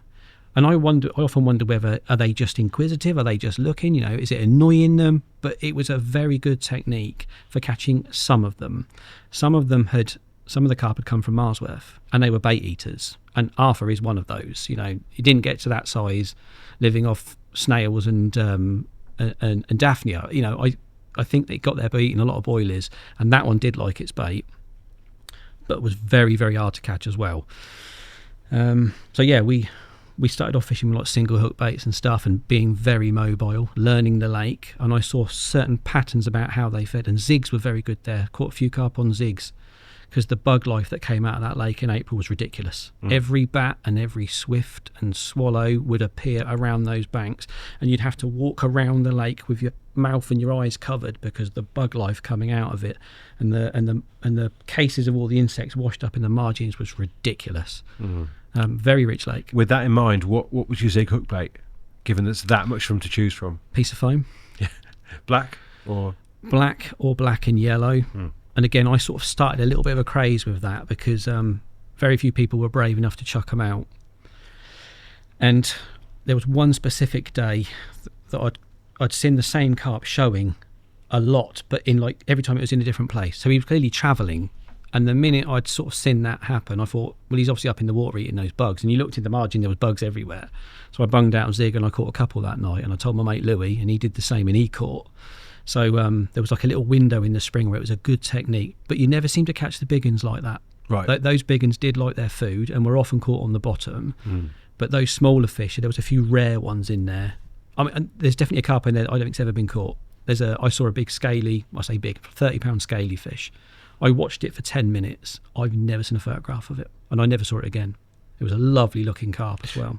I remember looking across the shallows there, and there was quite a lot of carp. I could see, not all of them big. Yeah. But did you have you had the certain types? You've mentioned the Marsworth fish. They were what you would describe as, I've heard described at least, as British waterways fish, like canal fish. Yes. Of which the big uns were that strain, weren't they? Yeah. But you also had this linear, which didn't seem to fit. Yeah, it's a canal carp. It is. I'm pretty sure that's a canal carp. Amazing fish. The guys that fished there, again, had been there for years, grew up around there. They'd moved a few fish around. If they thought they were a nice one, got put in star tops. And some of the guys still fish there to this day. So it had a good mix of fish. Those native commons that were in there never grew very big, although one of them is quite big now. And the mirrors that came from Marsworth, they were the ones that grew on. They genetically were going to be bigger fish, But again, you get that nice mix like this, don't you? If someone's moved a few here and there, you end up with, an album of sort of very different carp. I mean, this is a little bit out of left field, given that we're in the middle of chatting about that particular campaign, but you like a water with a chocolate box stock. Have you rolled that out across your own lakes that you now have? Is that the way you've tried to run things because of the waters that you fished and enjoyed? Yeah, so I've tried to, with our lakes, I've tried to look at it from a carp angler's point of view. So if you go to one lake where all of the carp are all fully scaled, people will, I really want to catch one that's got no scales on it. and then it works the other way around, doesn't it? If you go to a lake that's got very plain looking fish, people sort of want the scalier one. So I've always tried to offer a completely different cross section of fish, because what happens when you do that is there's a very good chance that one of those carp is going to be big and pretty, or at least big, or at least pretty. So you've got to mix it up a little bit, and I learned that from a very early age. Variety is the spice of life, and then you're attracting different anglers because they all want to fish for whatever it is they think is a nice fish. So yeah, variety is definitely a spice of life. And startups had that in bundles. So how did you get round to catching the big uns, if you like? Because you caught 3 real big uns, like really? Yeah. Three of the 18. Yeah. So the first 2013, we sort of spent our time learning the lake. Beyond the autumn, it was impossible to catch carp out of there. I mean, I'm sure it has done winter carp, but they just disappeared off the face of the earth. So the winter was a no. The autumn was pretty crap because it was quite weedy. So basically, I soon realised that the spring was key. When they wake up, you've got a very small window of opportunity. So I'd started applying a bit of bait at the end of 2013. The winter came around, 2014 came around, and I was a bit more determined. I had a bit more time. I could start doing sort of Fridays and Saturdays. So I got the bait going in, and Louis was fishing it, George fishing it, Mark Cav, one of the Korda guys, I met him there as well. And between us, we just sort of kept moving around the lake, and bit by bit, it just seemed a little bit easier that year. I have no doubt that the fish were definitely a little bit more forgiving in 2014. And yeah, the bait was definitely key in the end. Despite the fact you had other good anglers on there, you felt your baiting was doing something? Or was it the fact that you were all putting bait in? It was all different baits going in there. Some were very ineffective. And I'll give you a prime example. There were some guys using a nut bait on there. I don't think they ever caught a carp. Because it's a very rich venue. So if you are going to get them onto bait, I always think a decent fish meal is the one thing they might go for. And that's how it sort of transpired. You could catch them in several ways. I'm sure people caught them on tigers. But once I'd worked out how the carp move around the lake when the conditions were right, then it became a lot easier. And of course, like a lot of things, you also need a lot of luck on your side, because that carp had not been out for, I think, 18 months. I think Jack Stroud had caught it 18 months before. A few people have said it's not even in there. This is Arthur, yeah? This is Arthur, yeah. And then on that May bank holiday when I caught it, I caught 4 or 5 that weekend. The timing was, but the conditions were like brilliant. And it was the last bite of, I think, 4, which was a mega session. Take us through that session. Like what area did you target and why? There was the road bank. It's very awkward to fish, hence why very few people fished it, because it is a 6-foot drop down to a ledge. But I'd seen that big carp up and down there quite a few times, and on the end of the right wind, it always used to sort of appear in this one little bit. And I actually caught it about 50 yards out in the lake. I'd found this lovely smooth bit, a bit of a gap in the weed, and it just seemed perfect. And it did go on to do a few sort of fish for me. And I sort of cleaned up with a bit of bait over a few sessions. But yeah, a lot of it is down to luck, Rich. There was 5 or 6 brilliant anglers on that lake that day. Any one of them could have caught it, but I just happened to be in the right spot. And it's massive as well at this point. And it's the best I think I've ever seen it looking. I'm not just saying that because I caught it, because I've seen 25 pictures of it since. Yeah, go on, mate. They're both of those, yeah. Yep. It's mint as well, mate, isn't it, there? 18 months without being caught, obviously hadn't spawned at that stage. It was May. It rucked like an animal. 49? 49, 4 I think it was. Massive carp. Yeah. Always reminds me of the fish from Elstow, like the mother. Yeah, I can see that. But yeah, it was a glorious carp. It looks angry, mate. It's the eye, like the mother always looked angry, and that one's the same. Like, And that specific carp, that did receive a fair bit of attention, Yeah. But I'd seen pictures of that in magazines and stuff way before I ever went there. It was no secret, but that capture at £49, that made a few people sort of sniff round it. Yes, because it was an open access sort of club. But so look at the other side, because it's entirely different. Half a carp, isn't it? Yeah, that's what it is? Yeah, that's what it's called. Yeah, linear on one side, half a carp on the other. Yeah. See, it's a great shape, isn't it? Yeah. As well. I mean, he must have been pretty impressive to see in the water. I imagine did it glow up a bit with that creamy belly? Was that? Yeah, it was. I always remember my mate Scooter netted it. He came round when I was playing it, And I looked down, because you're looking at it from sort of 7 foot, 8 foot up, you know, and I could see it was a good one. But in my head, I'd seen a picture of a fish that was about 32 pound that's very similar. And in my head, it was this 32 pounder. And Scooter got it in the net, and he rolled it up, and we sort of prepared the mat, and he did that thing where he goes, I'm going to lift it up and pass it up to you, because there's no other way. So he'd wrapped it all up, and he went to lift, and he said, fuck, Gav, it's like, it's really heavy, I can't lift it. I'm like, well, it can't be the 32, can it? So he had another go, and like we sort of leant down the wall and dragged this thing up, and it was after 49 pounds. But it was Scooter's face when he tried to lift it. It's like, it's definitely not a 32 pounder. It's full there, isn't it, as well? Yeah. You can see. Yeah. And a fish actually that I think has only just been killed or died. Yeah, sorry. You know, which is a sad end to any carp, but at least it lived its natural life. Yeah, mad when you consider how big and potentially of a target that would be to an otter. Yeah. And what's happened on that lake for it to still to have been alive to this day. Yeah. You've got to hand it to them, these carp. The things that they survive, you know, multiple captures. Otters. Do you think that was attacked, that fish? Possibly. The otters arrived there. They've lost quite a few of their fish. Well, not least from the canal there. I mean, I remember going there years gone by with even Dovey's been, you know, fished that bit there. Yeah, we all went there in a certain period and been there with Nick, Hellier, and there's nothing now. Yeah, nothing. All gone. It's, nothing stands still for very long, does it? But no, certainly sort of the most iconic carp in that area. And I sent a few guys that come in and buy bait. They went there and they were finding it hard, and I gave them the little bits of information that I thought were key, and they went on to catch it and do really, really well. So it clearly did work. But what did you tell him? Because he's dead now, so you can reveal all. There is, to catch that specific carp, there is 2 or 3 ways you can go, but the big boilie and the bright hook bait thing, which, like, it just sounds so common. I'm sure everyone's doing the big boilie thing, but they weren't. But where it feeds. That's hard earned, right? Yeah, for you, because you've had to scrutinise it. You had to watch. Yeah, and not tell anyone while you're doing it. Because I'm fishing there with some of my best mates, and you see these little bits of information that you know are critical. And I'm not secretive in any way, shape, or form, but I perhaps just forgot to tell them some of the things that I saw.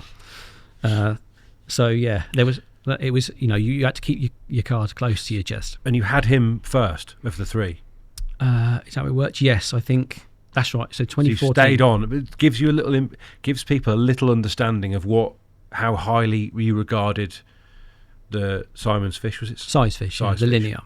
Yeah. So that 2014, I think it was the same weekend I caught Arthur. Lee Bowerman caught it, the size fish at 30, and it looked incredible. It'll be the picture that you're talking about. It looked black. It was amazing. It looked so well, and then it sort of disappeared for a bit. And in 2015, I was going to go somewhere else, but the ticket never came off. So I thought, well, what am I going to do? I'm going to go back and have a go for size fish. I knew to wait until the spring, and I went back, and it just all fell into place. I caught the big slopehead fish. That was the other real big one that was in there. The one that we've got a shot of. Again, typical Marsworth fish, big round, that's it. Yeah. So British waterways carp. British waterways carp. It sounds almost like, I feel bad for even saying this, but you will find carp like that in Drayton. That's if right. they ever got that big. Do you know what? That's exact. I've been racking my brains thinking, where have I seen those carp? It's probably in Drayton. But it just shows you, if you put them in the right environment, the opportunity for them to grow is huge. Just looking at this picture, there's so much to love about this, by the way. Right. The beautiful shallow gravel margins. Yeah. That you can see the steep sort of concrete banks, but also in the distance the rape fields, and it's actually a beautiful part of the world, isn't it? When you're stood up on that bank looking back, it's lovely. But the antics that used to go on around. There's a pub, as you know, the Angler's Rest. Yeah. Oh my God, the things that we saw at that lake, people swimming through your lines and scraps in the car park, and it's just one of those. It was like the Wild West at times, but I never had any trouble there, apart from dogs peeing up my bivvy every 5 seconds. I never had any trouble. It's not like you can hide there, is it, either? There's no hiding. Yeah, no. You hook a carp and everyone is watching you. Right. It's there is nowhere to hide. No. And what about netting them? Did you always have to have help on that steep bank, or do you have to scramble down and sort of do your best? There was a few times when I caught carp on my own. I would slide down the wall whilst playing the fish, which is treacherous, and then I would net the fish, and then I would often walk them all the way along the margin to where it's this corner, like where we're talking about here. And that fish was the same. I caught it exactly the same place I caught Arthur, and a very nice chap from the BBC was walking past with his dog, and he helped me, and he came and took the photographs. And he's like, how do you land around this concrete thing? I said, well, it's a bit of a faff, to be honest, mate. But he just couldn't believe. He'd been walking past there for 20 years. He's like, I never knew there was carp in there that big. The classic. Yeah. Yeah. What is it? It's a carp, mate. And did you say 43? Was it? 42, 43. I can't remember now. It's quite a big weight for it. It might have been big. It might have been 45. Was two-tone in? Did you catch that one as well? Two-tone. Was it? I never saw that. Real fat little thing. Yeah. I saw somebody wrote an article on it years ago. Right. And I never once saw that carp. See, that's the only one I did see when I went for a brief walk round. Yeah. Very, very obvious fish. Yeah. Yeah. Fat and round and I'm not convinced it was actually in there at the time, but it was a weird place, so who knows? No. And what about so that one came from the same spot. What about size? Now, size fish, that was a great piece of angling on my benefit. It sounds a bit modest, but it was. When I've been spending this time on the road bank, I'd seen this. They would migrate up the lake and back to the lake, and quite often when there was no pressure, there was one little corner that no one ever used to fish. It was very deep, and a few times I'd seen size fish and Arthur in this corner, and yet later on in the day I'd find them back up the shallows. I thought they're clearly migrating this route quite a lot.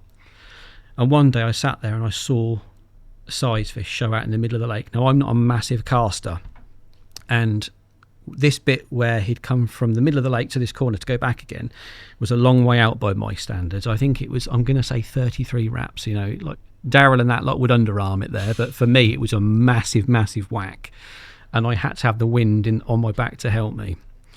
And so I'd clocked this fish. Anyway, I had a bit of a lead around as far as I could cast, and I got this one little tiny drop. It was very weedy out there. There was this one bit where I got this drop. And the day that I caught it, I remember my missus came down to see me. I must have had 50 goes at getting this rod onto this drop, the actual fishing rod. I was either short, left, right, in the weed, no drop at all. And I was getting to the point where I was proper tired. I think Lou even took a photograph of me on her phone, and I was getting proper tired. And then this last guff whacked this rod out there, and I felt that drop, and I knew. And I put the rod down. I remember telling myself, that's a bite. And the next morning at like 7 o'clock in the morning, I had a real fast take.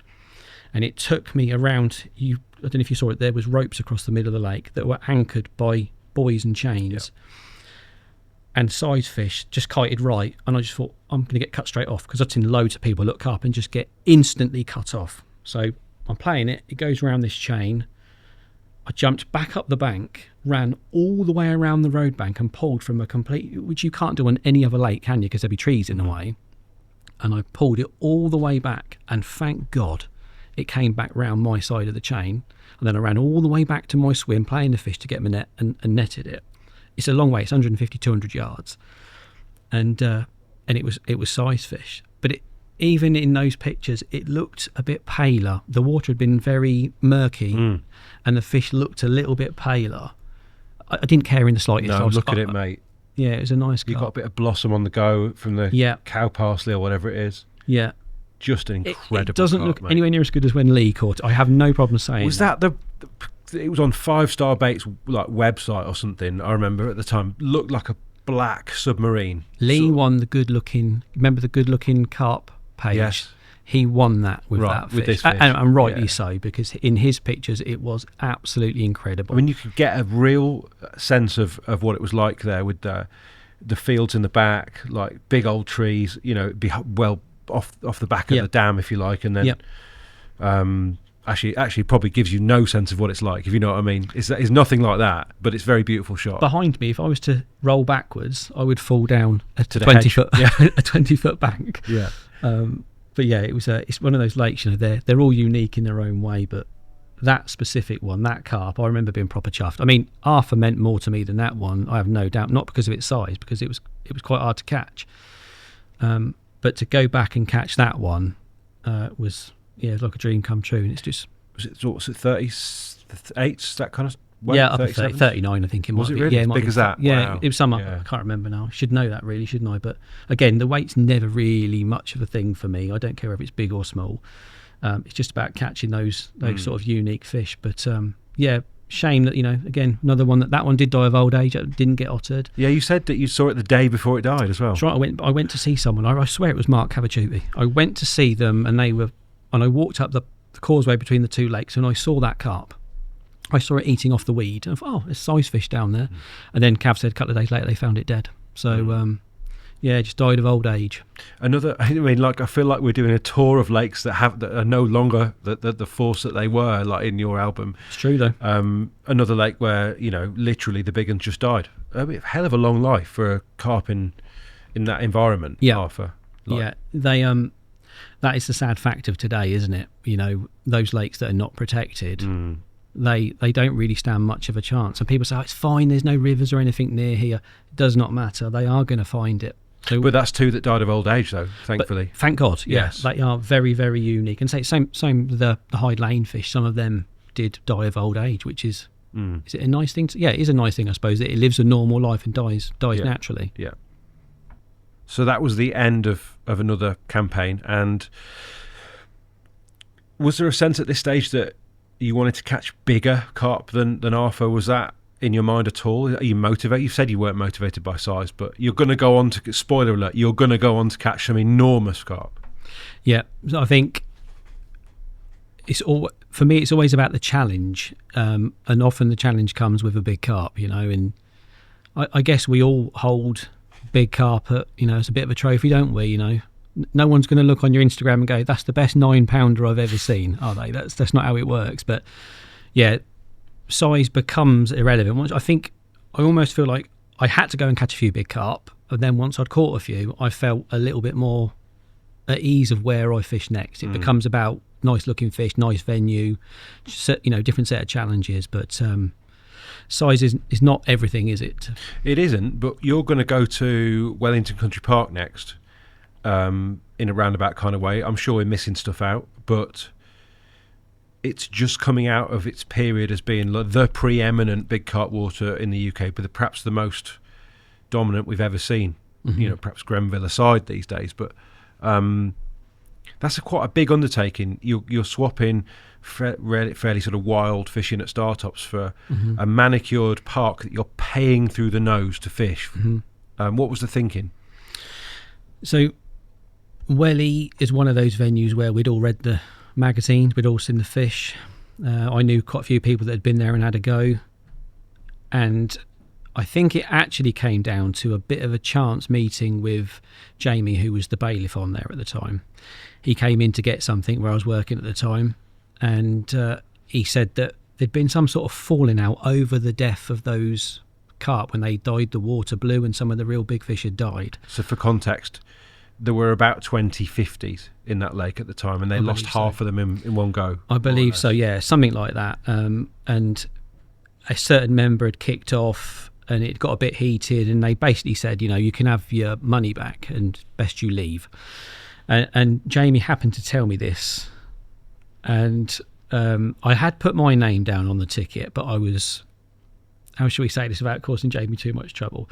I was a little way back, but because he knew I was all right and he knew my boss at the time, he said, listen, like, this has all happened a bit quickly, but if you can find the money, I'll sort of help you up that list and ease you into the syndicate. So I didn't have the money, so my boss at the time actually lent me the money, which I was always very grateful for.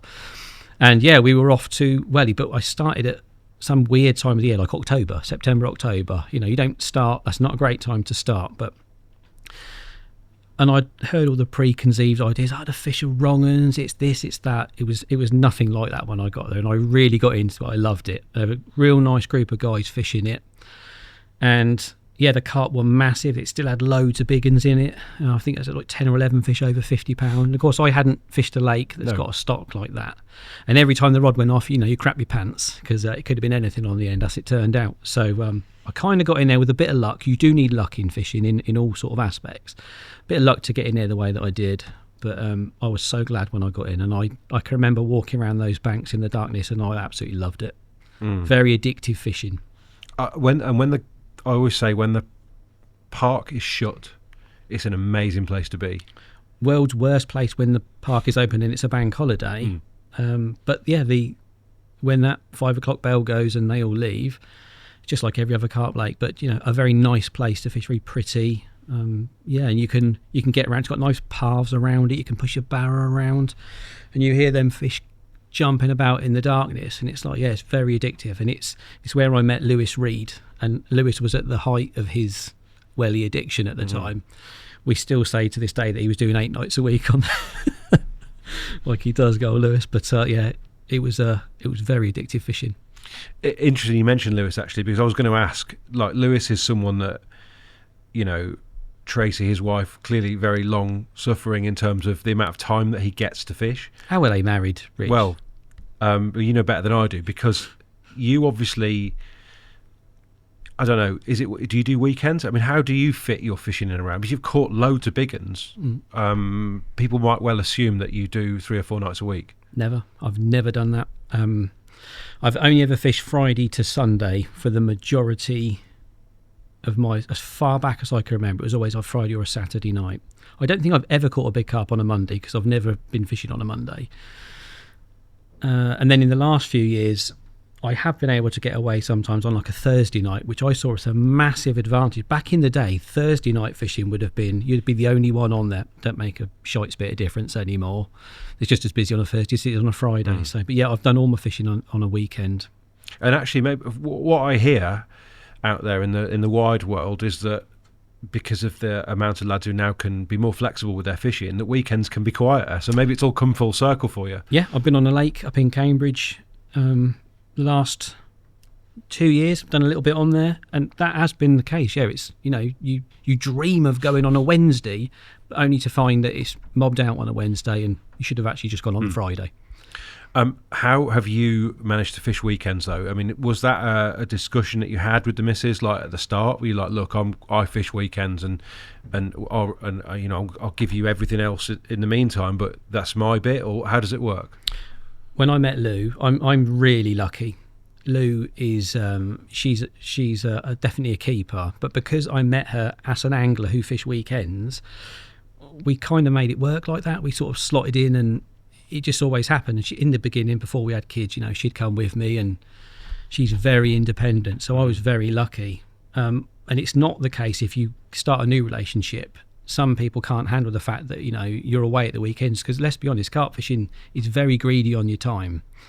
So you've got to pick and choose your partners carefully and not kick the arse out of it, Rich, because I've seen so many carp anglers give up everything to go carp fishing, and they've lost everything. And you die with an album full of big fat carp, but no one around you, because you've given it all up.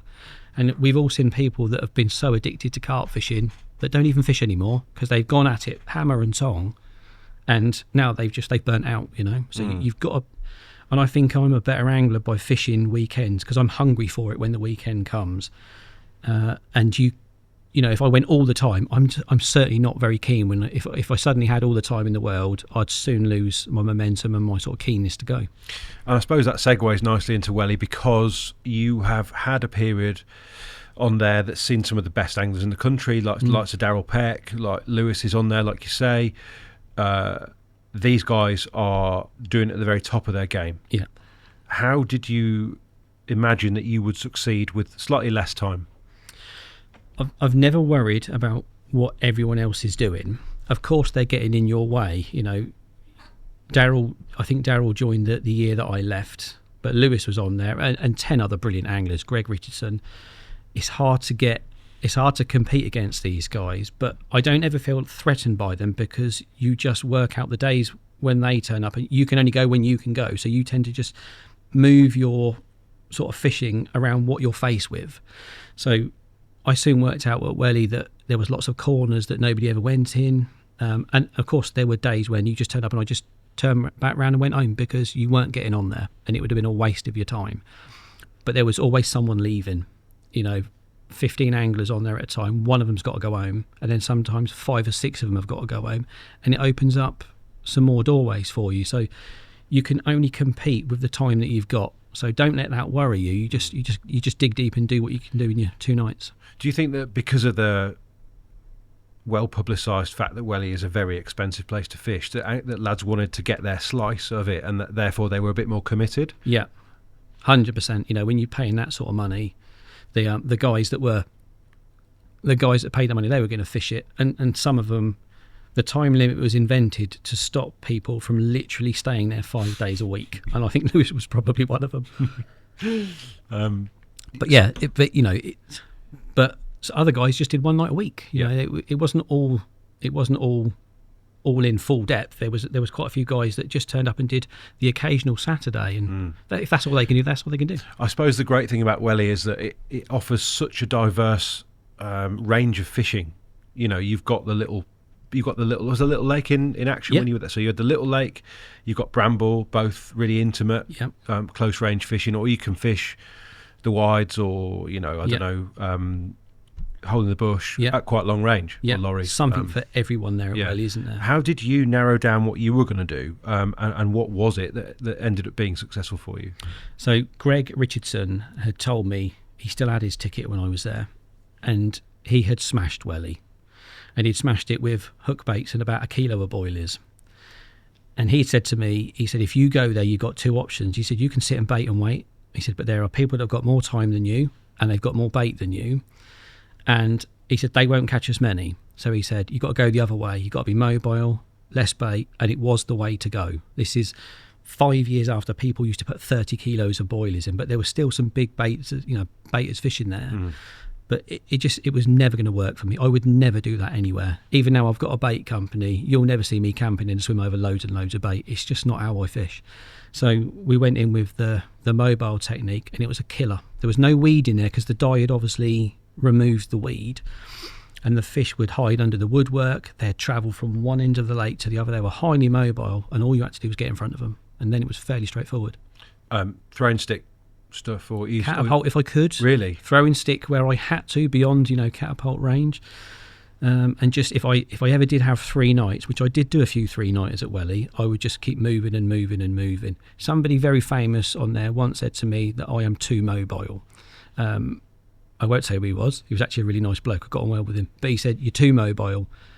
But I caught 3 times the amount of carp that he did, and he did a lot more time than I did, because it just didn't work. Sitting over loads of bait, it just didn't work. Plus, if you've got 2 nights a week and they happen to fall on the weekend, the chances of you getting in one of the long stays, like a hole in the bush, like a dolly hole, if you like. How many times was that open to you even? I never once caught a carp from hole in the bush, and I only ever went in it twice in the sort of year and a bit I was there.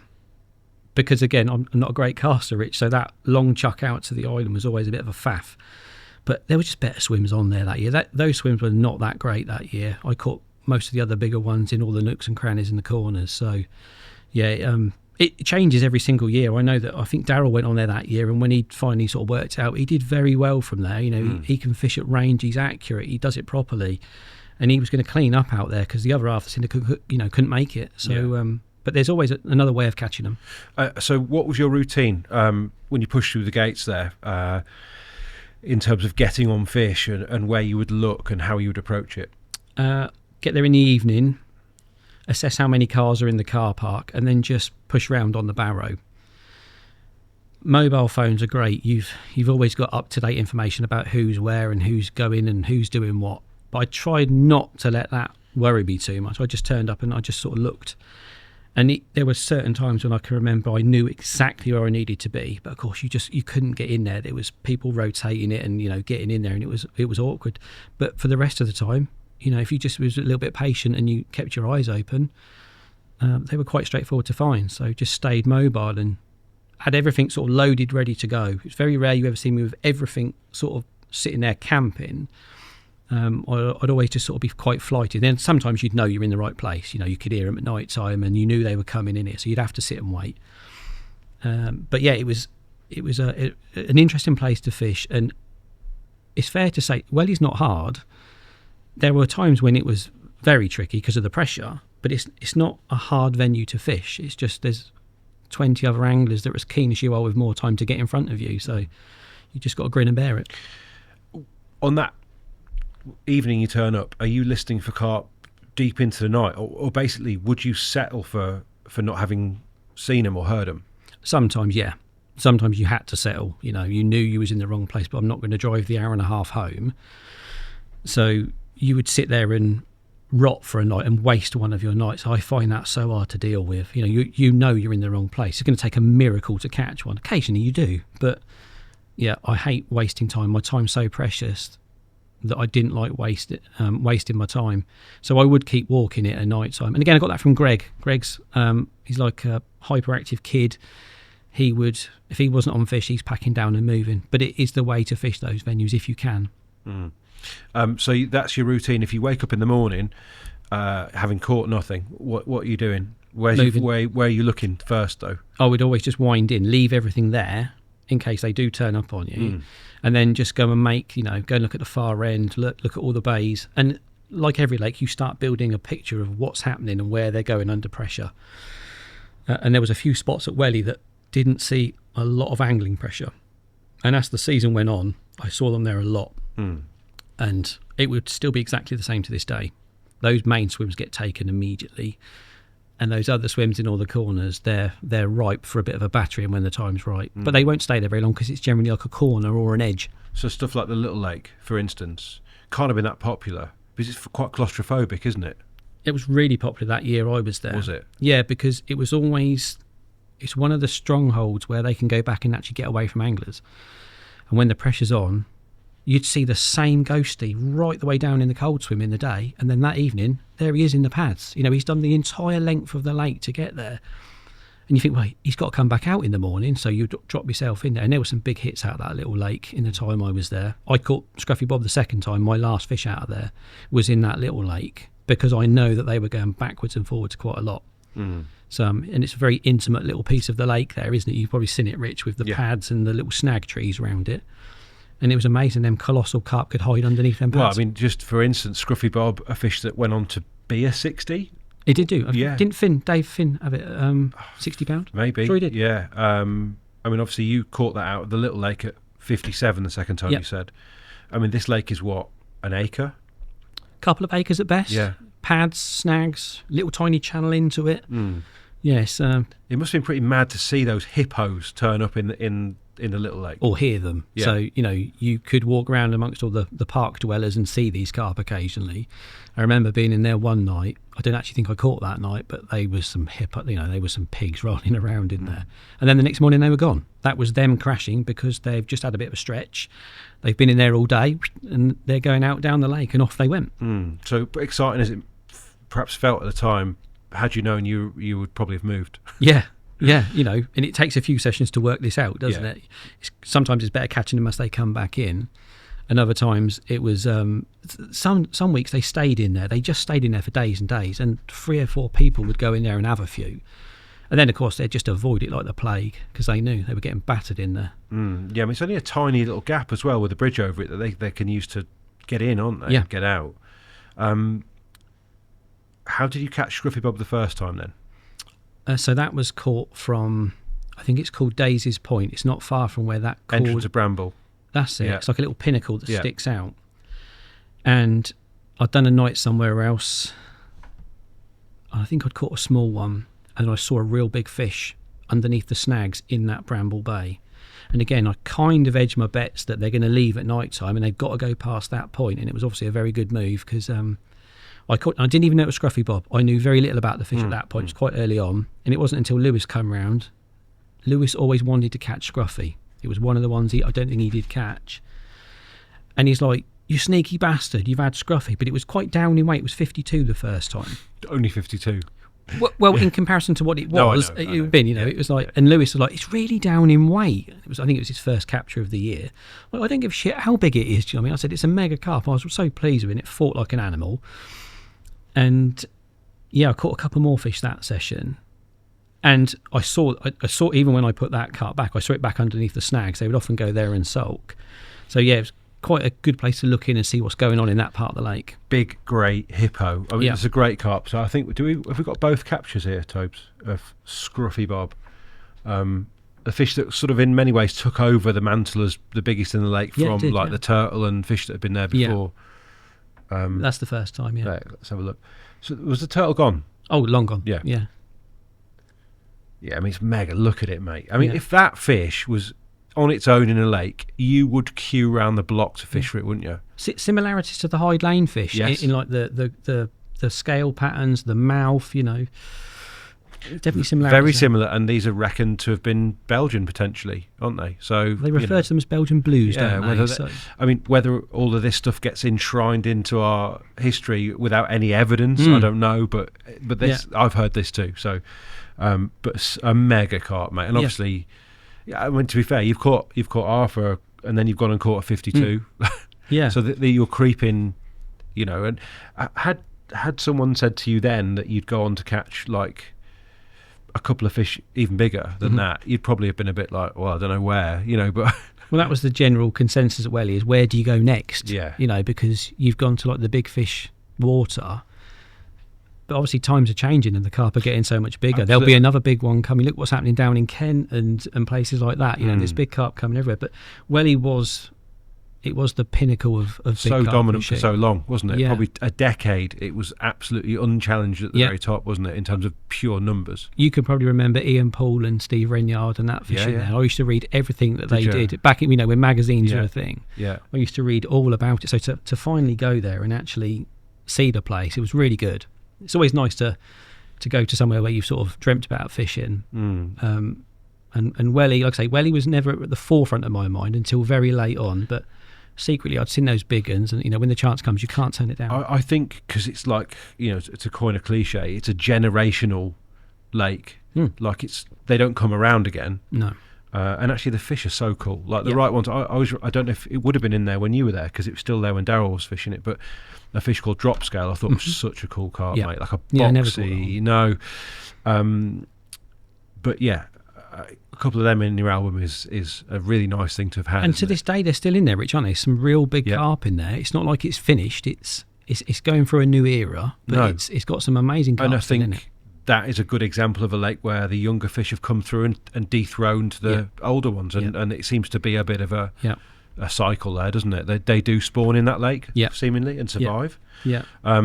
You did catch another big one at least, though, didn't you? Which obviously there's that one, a bigger weight, which we talked about, but there was I had a few 50s out of there. There was it's called the small tail. I think that was that the first one I caught that was a big one. It's a lovely old carp. That is still in there, I believe. Small tail, very similar sort of carp, big round grey. It was 50. Looks a newer fish though to me. And it was £53, I think, when I caught that one. But and again, that one fought like an beat the living daylights out of me. That one. But again, I'd gone there with no previous. I didn't really care what I was catching. I'd seen Scruffy Bob, of course I had. I'd seen that lovely big linear. I really wanted to catch that linear, but it wasn't.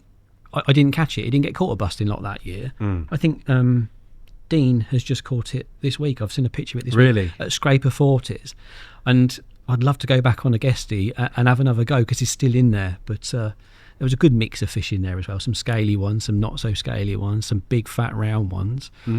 Let's go. We've got small tail tobes, I believe, in the Welly folder. So there it is. Yeah, nice picture of that one as well. To me, that's I don't know. I'll probably stand to be corrected from the Welly regulars, but it wasn't a big one when I went up. I used to go up there with Renyard and was lucky to fish it on the guest a few times. And the old guard, I don't remember that one, but maybe it was. It definitely came through the ranks. I can remember seeing a picture of it at low 40s. Yeah.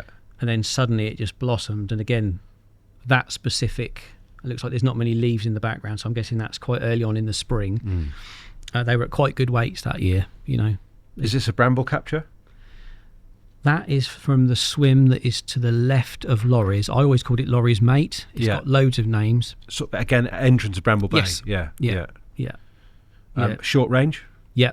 Silty box. Kind of opposite where you've caught Scruffy Bob from. Very Daisy similar Point, bit of really. water. Yeah.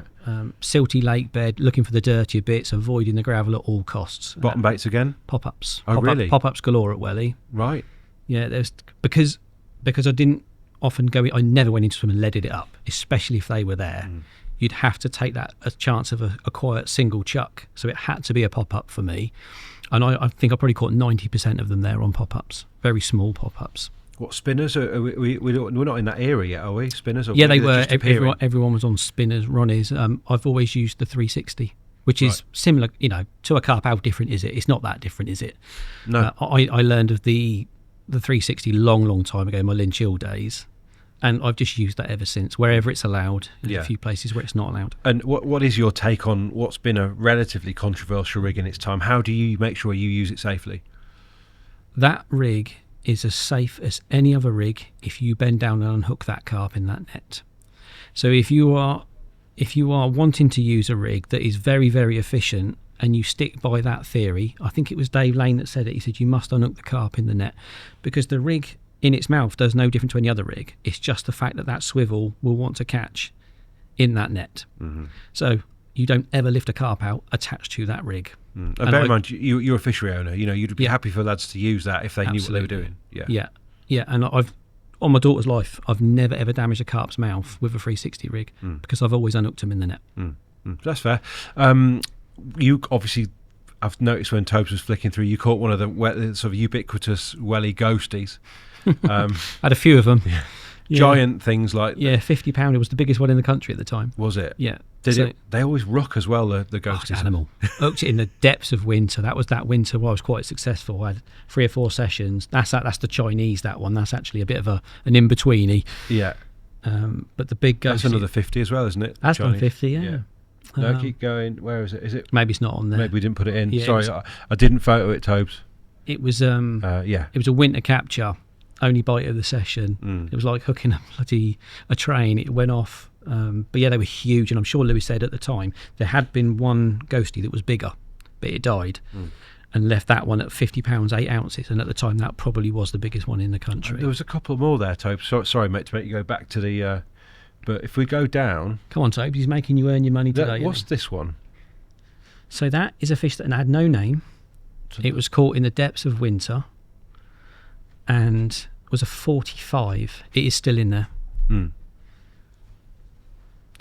It's a pretty cool... Again, is it... Looks very different to the other welly carp, doesn't it? And it did when I landed it. It was £45. It was the only bite of that month, I think it was. It was in the cold swim. Jamie and Nick Eccles helped me unhook it and take the photographs. When I saw someone else catch it at about the same sort of weight, but I'm sure it's still in there. Yeah, Megafish. Did you enjoy your time on there? Is it? Yeah. Yeah, you had fun. Yeah. Obviously not a ticket you're going to sit on, because it's, what was it then, like 1,700 quid or something? I think it was 1,500. Yeah. Which is a lot of money for me. That's a lot of dollar. And yeah, I really enjoyed it.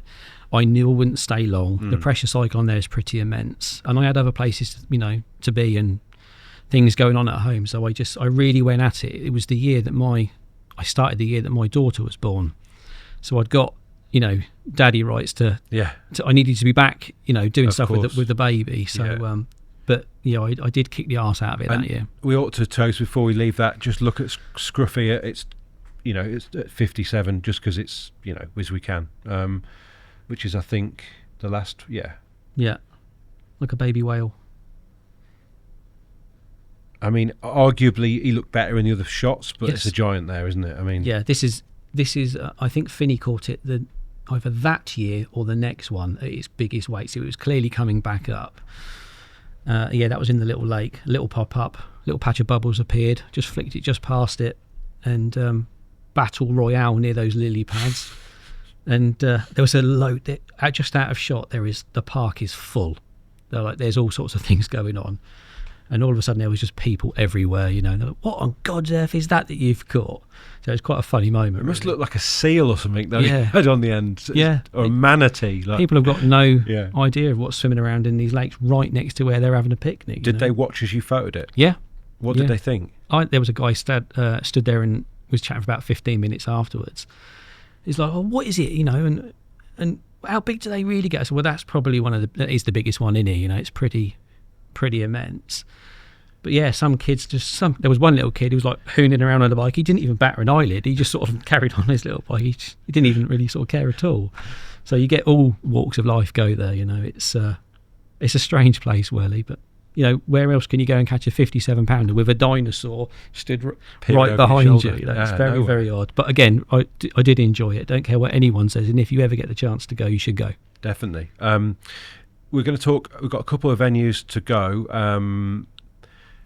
One of which is a very quiet lake that we're not going to name, but you did catch some mega carp out of it, down more like, I suppose, it's not really your neck of the woods either, but a neck of the woods that you were about to spend some time in, I guess. Mm-hmm. Not far from Welly, actually. Yeah.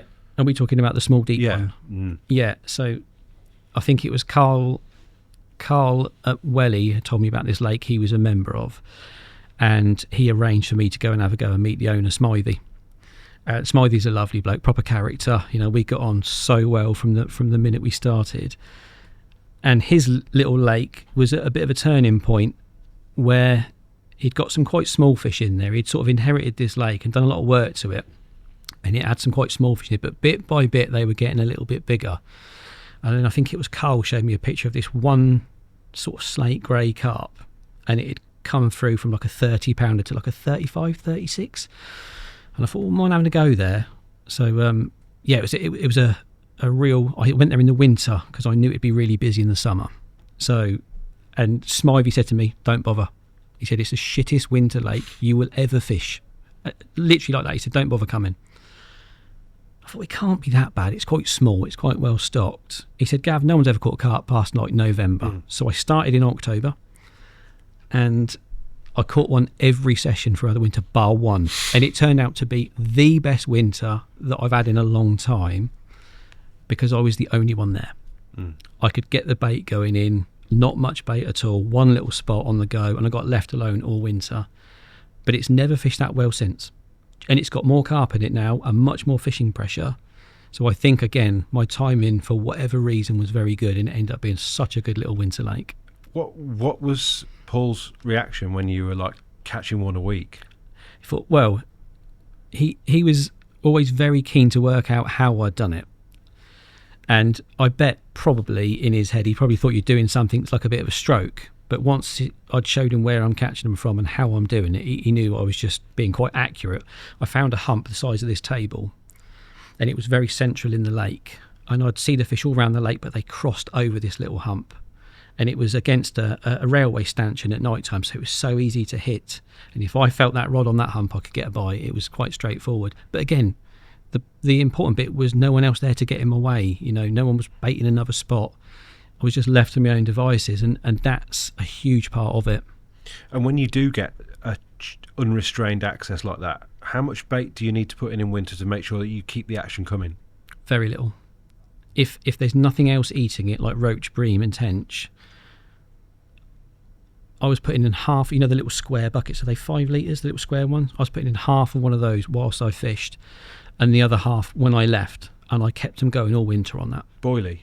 Crumb, pellets and liquids, a few boilies in there as well, whole ones. So sort of classic bird avoidance, bit of smell, stays in the area, that kind of thing. Yeah, get it down into the it was 16 foot deep out there.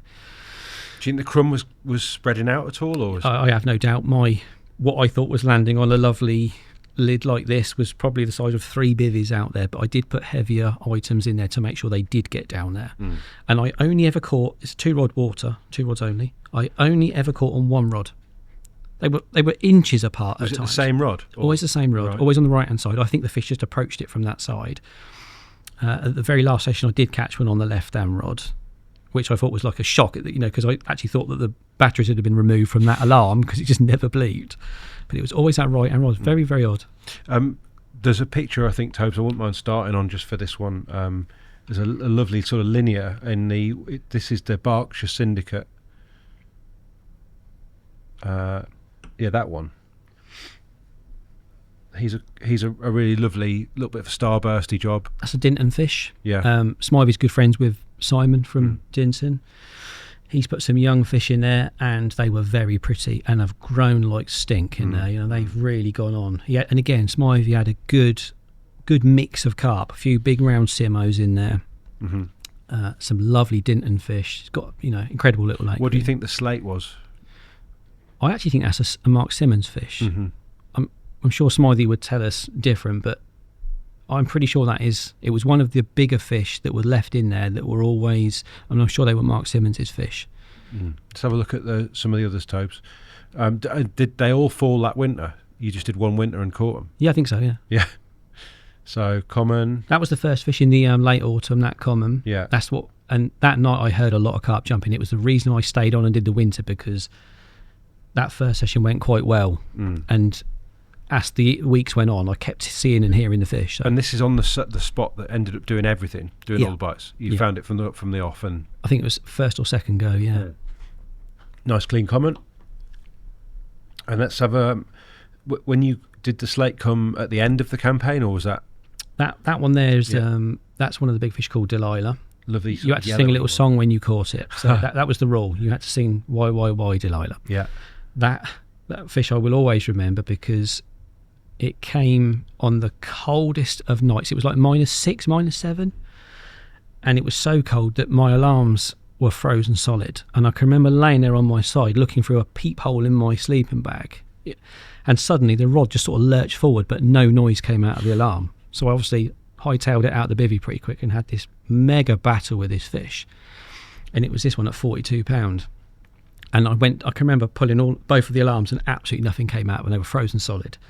And that seemed to be the best conditions on there. High pressure, no cloud cover, and freezing cold nights. The best hits I had were always on those nights. And again, I can't tell you why they chose to feed on a night when everywhere else it would be crap. But there it was really good. And in terms of the food that you were giving them, it almost seemed counterintuitive to put to bait on those trips, but presume you were. Yeah, I did. I still stuck to half bucket every time. I always baited when I started and baited when I left. I stuck to that rule because there was no one else there to change my plan, and it worked. And I'm sure I could have put more bait in, and I probably might have caught a few more, but things were going so well, like the routine was so good that I just stuck to it. And the slate eventually turns up. Yep. It is a cool carp. I remember seeing this one on your Instagram. Yeah, that's my favourite picture there. Yeah, let's look at them both, Tobes. So this is your returner. I think Cole that put me onto Lake, I think he took that picture. Yeah. It is a lovely fish, mate. Yeah. It's a lovely carp. Great shape. Yeah. Lovely head on it, isn't it? Yeah, went on to be much, much bigger. I think it was 42, 43, something like that when I had it. Still around? Yeah, I believe so. Let's look at the bank shot, Tobe, quickly before we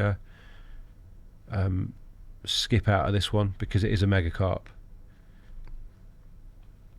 And would that have been end of the winter by then, or we're talking January, February time? So I can't remember. It was deep into winter because the fishing just seemed to get better and better. And I'm sure that one would have been right at the second or third to last, perhaps, sort of session on there.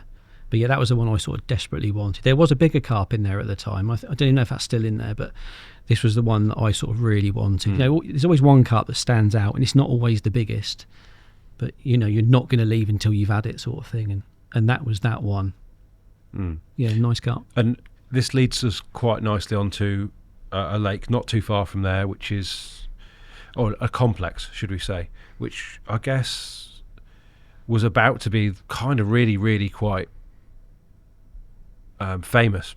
It was already it'd already done a British record, hadn't Yes. it? The Wazing estate. Yeah. You'd have been aware of that at the time. Yes. But I think the rest of the country, including myself, we started to catch up with what else might be in there around the time that you get a ticket. Yeah.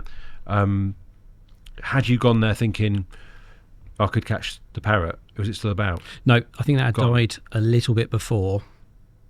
And again, like we said about timing before, the timing to get onto Wazing was pretty good because the parrot had gone. Yeah. It opened up a few more doorways. There was a few people dropped because I'd have never got on there 3 or 4 years previous. And the lake we just talked about is very close to it.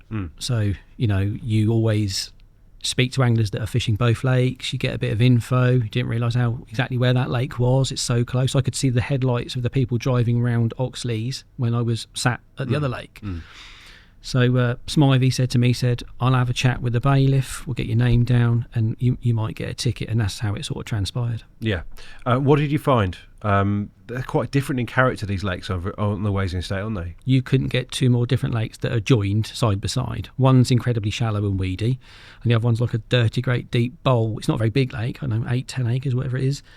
Really, really deep, sheer sides on it, you know, so different. But again, sort of both quite entertaining. You know, you've got a different set of problems. Trouble was, it was just trying to work out which side the carp were in that you were trying to catch, and that proved quite difficult at times.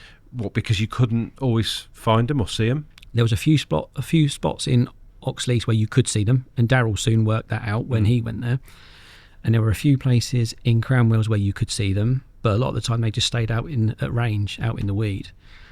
But yeah, very interesting lakes to fish. Which lake did you find yourself fishing most?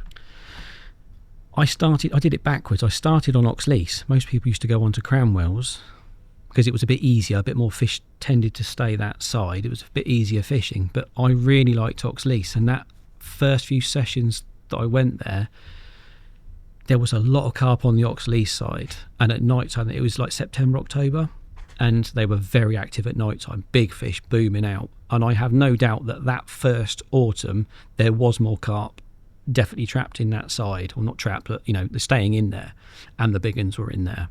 But certain fish just stayed the other side.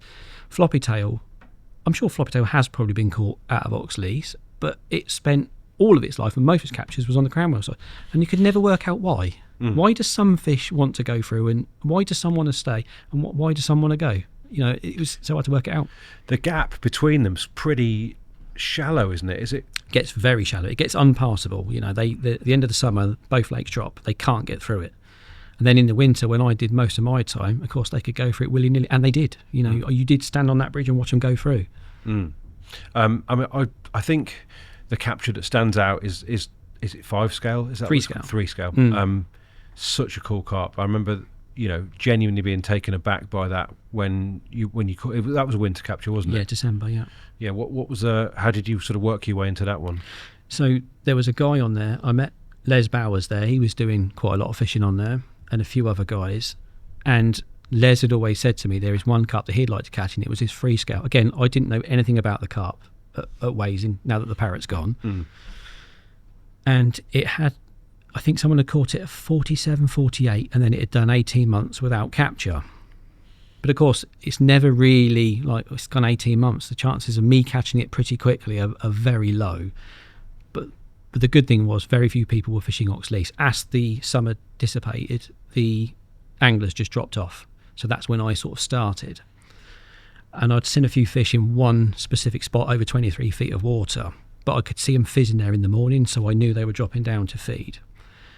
And I caught a 36-pound mirror on one of my first sessions, and then there was a few sessions, maybe 3 sessions, where I didn't get a bite, but I kept seeing the carp there.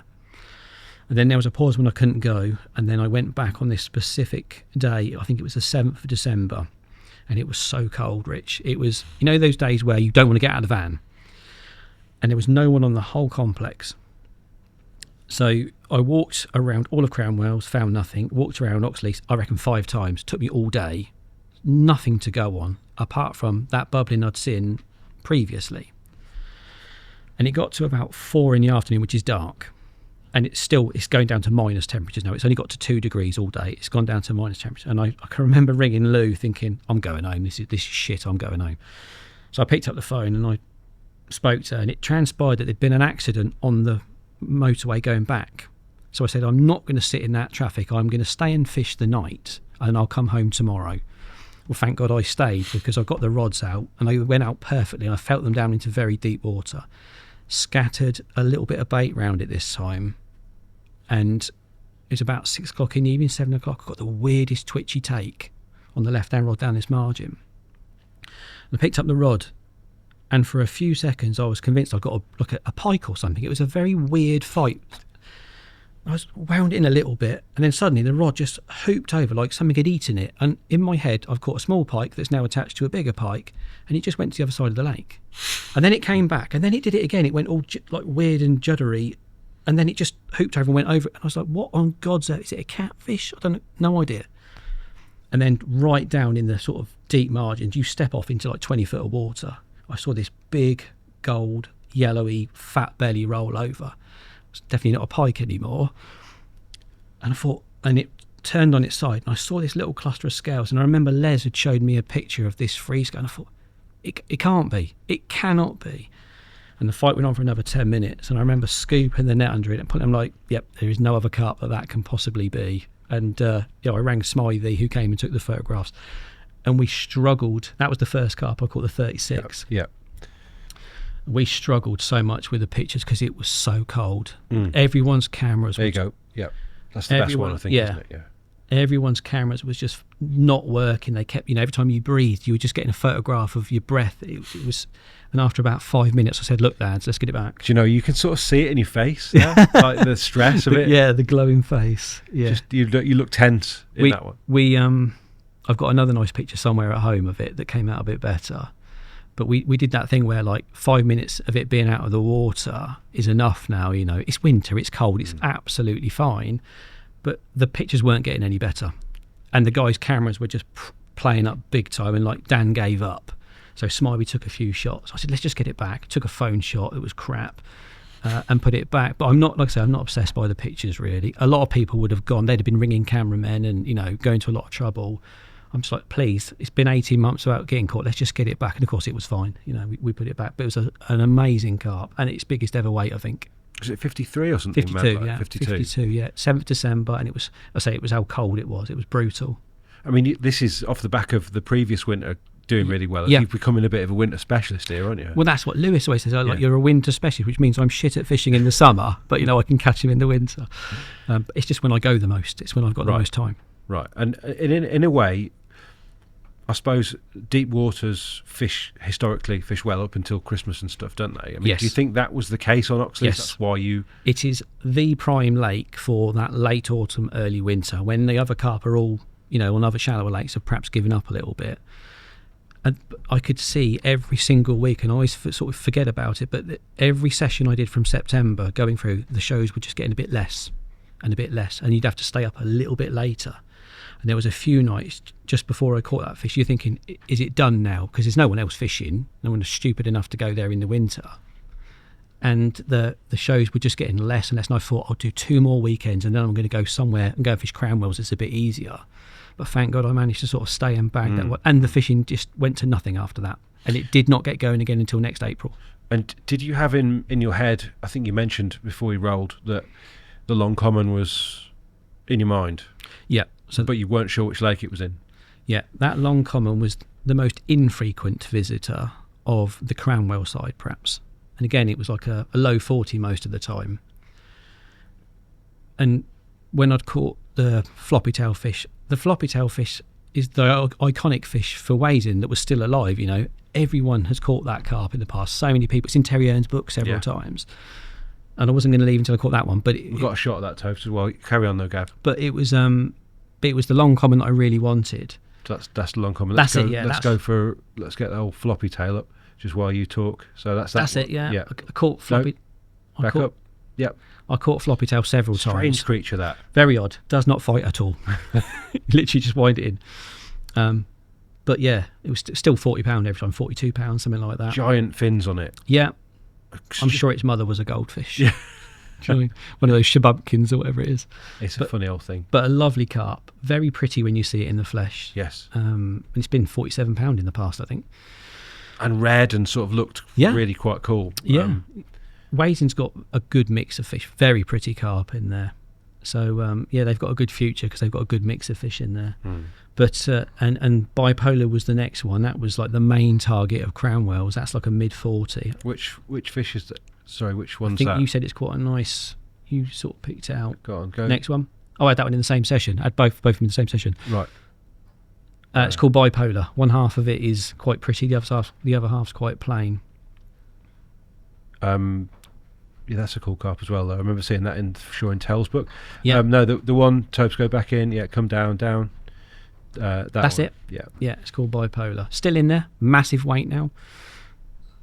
Lovely carp. It's very distinctively Wazing, I would say, as well, that one. Yeah. Sort of that strong, like a long, thin head. Like, quite a few of them have got that. Mm-hmm. Again, big fins like floppy. Yep. Yeah, fought a little bit harder that one. You did actually know you'd got something on the end. So, did you know at the time where the Long Common was? Were you on Cranwells for that fish? Let's say once I'd caught that free scale, and we'd got round to like the next spring. I'm pretty sure I'd seen a very Long Common in one bit of the lake where you're not allowed to fish, but you can go in there and have a little look. So I edged my bets and thought, well, let's go and have some fun, get some bites. And it was a good decision because at that point there was a lot of fish on the Cranwell side. A lot of them had come back through, and it turned out to be a very productive sort of spring and summer on there.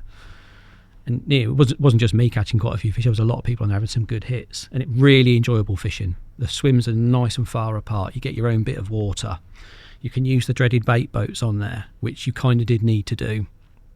And you did? I did, yeah. I bought a bait boat for Wasing. I'd never owned one before, but I realised that if you went on Cranwells, you couldn't really fish without it. It was impossible in certain places. Some people might not believe that. Can you explain why that is? Yeah, so there's two swims specifically that are very good. You're having to boat out perhaps 120 yards into 2 feet of water. And you can't wade out to cast because of the swims.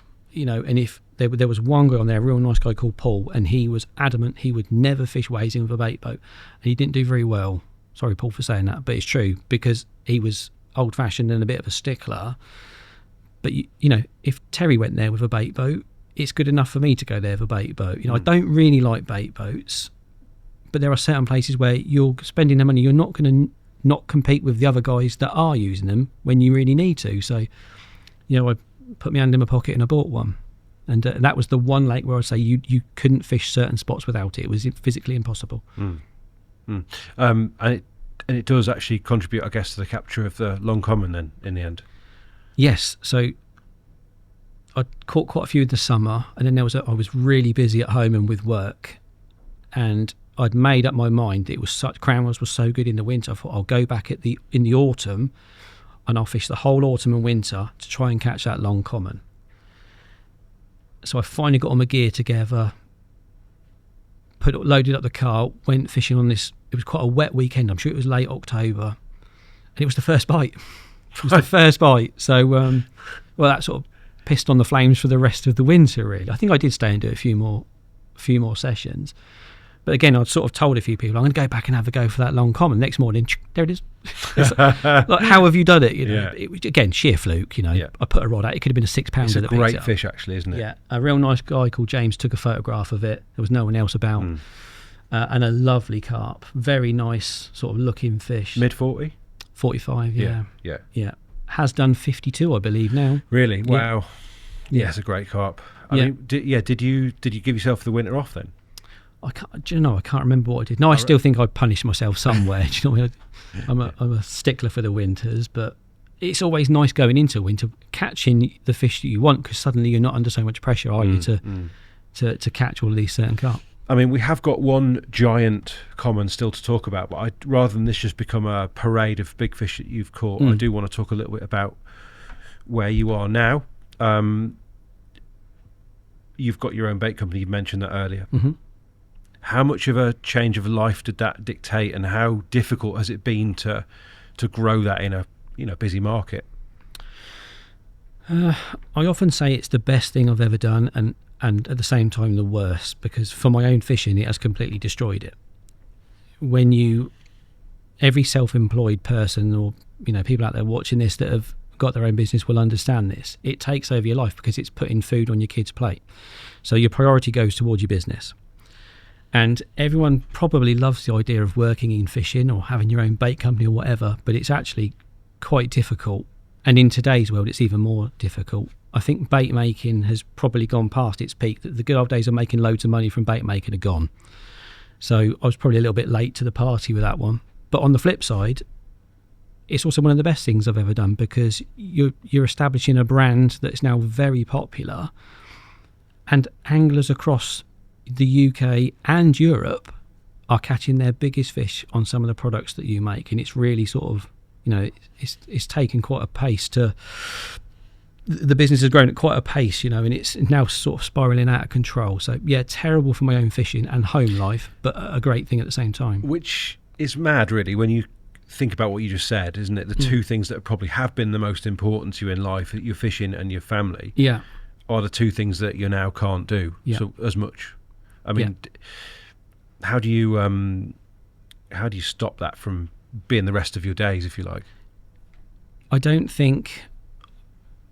think in the end, and I'll say this quite openly, I think in the end, Handcraft will have to be passed on to a group of people or another business to go to the next stage, because I'm probably holding it back now in the way that we're doing it. I've always sort of focused on less volume, better quality, and like I say, it's now got quite big, And at some point you have to go, am I the man to go to the next stage, or are there a group of people that should take over it? And I'm not getting any younger, and I've missed out on a lot of things in Chloe's life.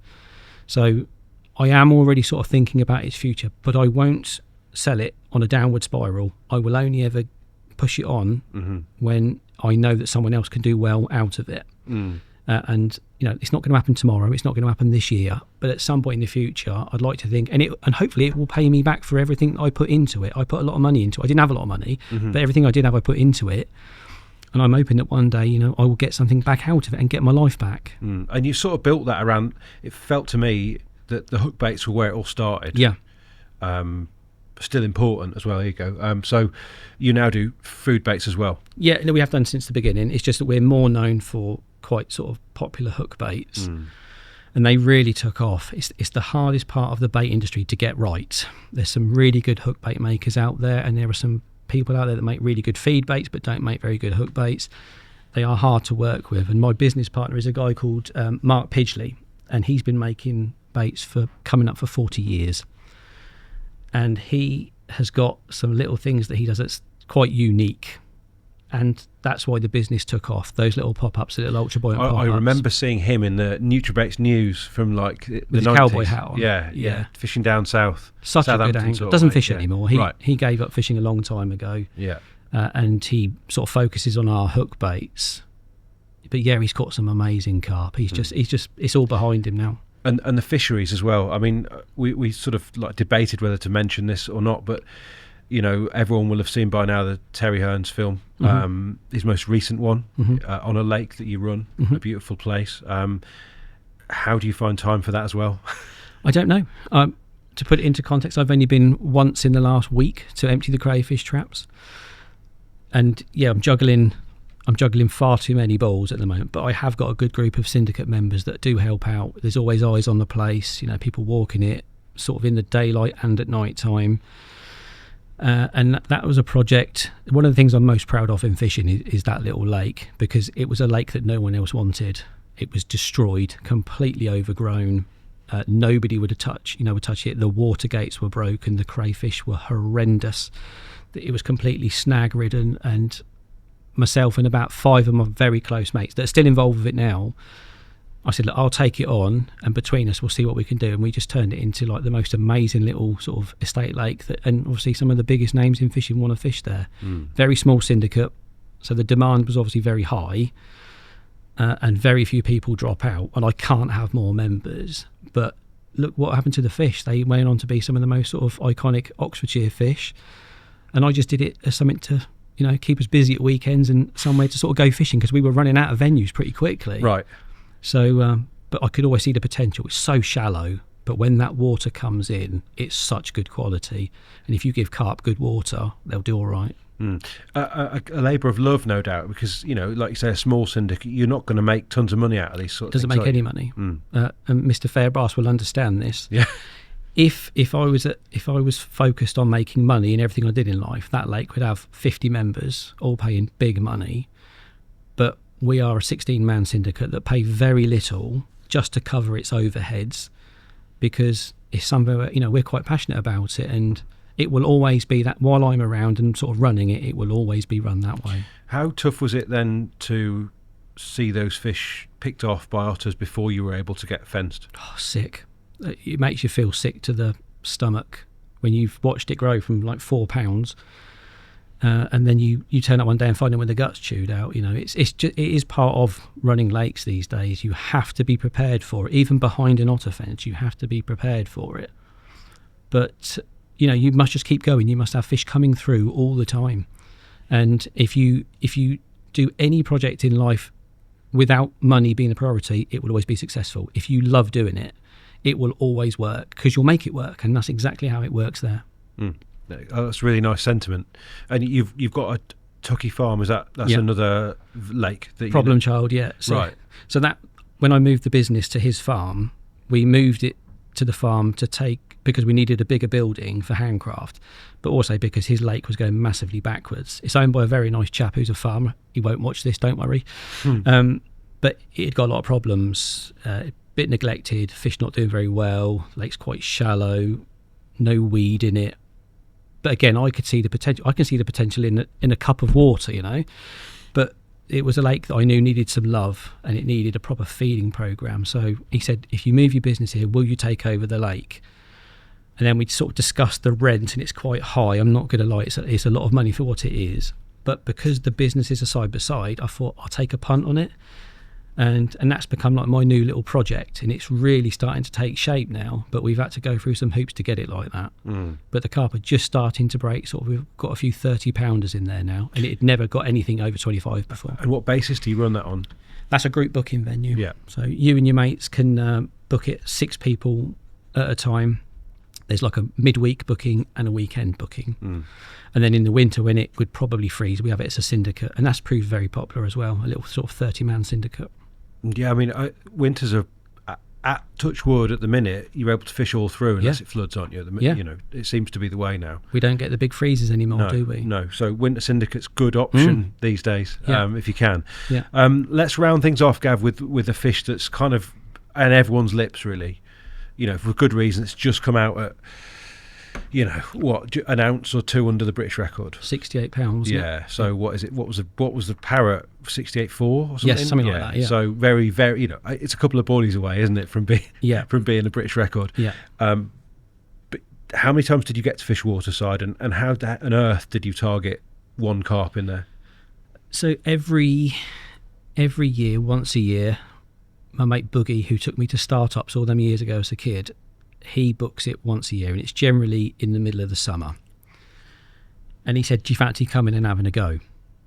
Now, well, obviously, I'd watched that carp grow from sort of a 30-pounder up through the ranks, but it was always not somewhere that I ever sort of envisaged I'd go and have a go. But Boogie said, you must come and have a go.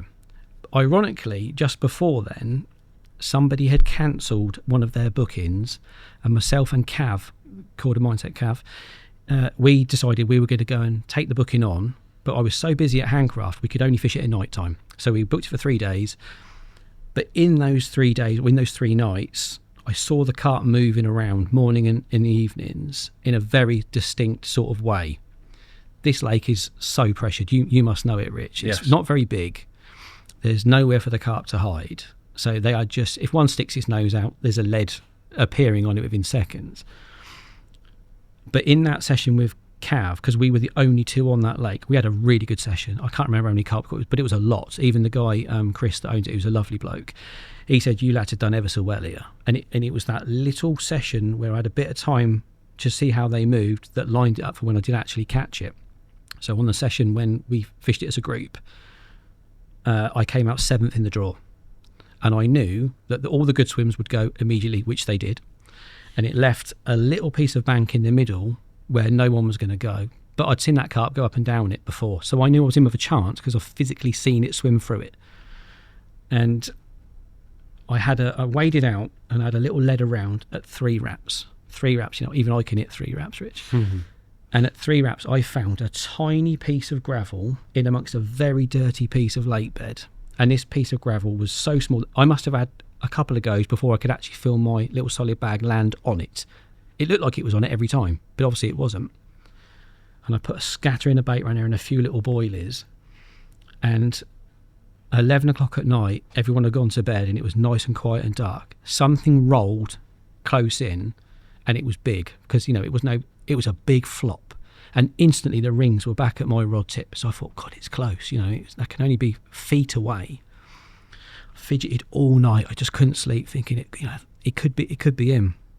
And then the next morning, at some unearthly, I think it was like 4 o'clock, 5 o'clock. It was just about to get light. To the top, and the rod just pulled around. I was on it in a flash, you know. And the fight it's not a great fight at the waterside common. Everyone said that. And it was a bit short and a bit sort of snappy, but there was big waves coming back from this. And I thought, well, it feels heavy, but it's not doing a lot. Anyway, I pulled it over the net. It was in the darkness, so I scooped it up in the net. And I remember as I scooped it up, its head was over the spreader block. And as I'm lifting the net, I'm seeing its tail still outside. So I'm fucking panicking now. Dropped the rod and had a proper scoop at it and got it in the net. And pulled the net in, went back, got my head torch, looked in and like, Yeah, that's massive. So there's no other carp it can possibly be. And that is a beautiful carp. And at that point, at sort of 57, 56 pounds, I think it was 57 when I caught it, it looked stunning. And it's just like a great big piece of oak. It's just a beautiful carp. And I hope it does go on to beat the record. It would be nice if that did break the record. In a world of, stocking big carp instantly.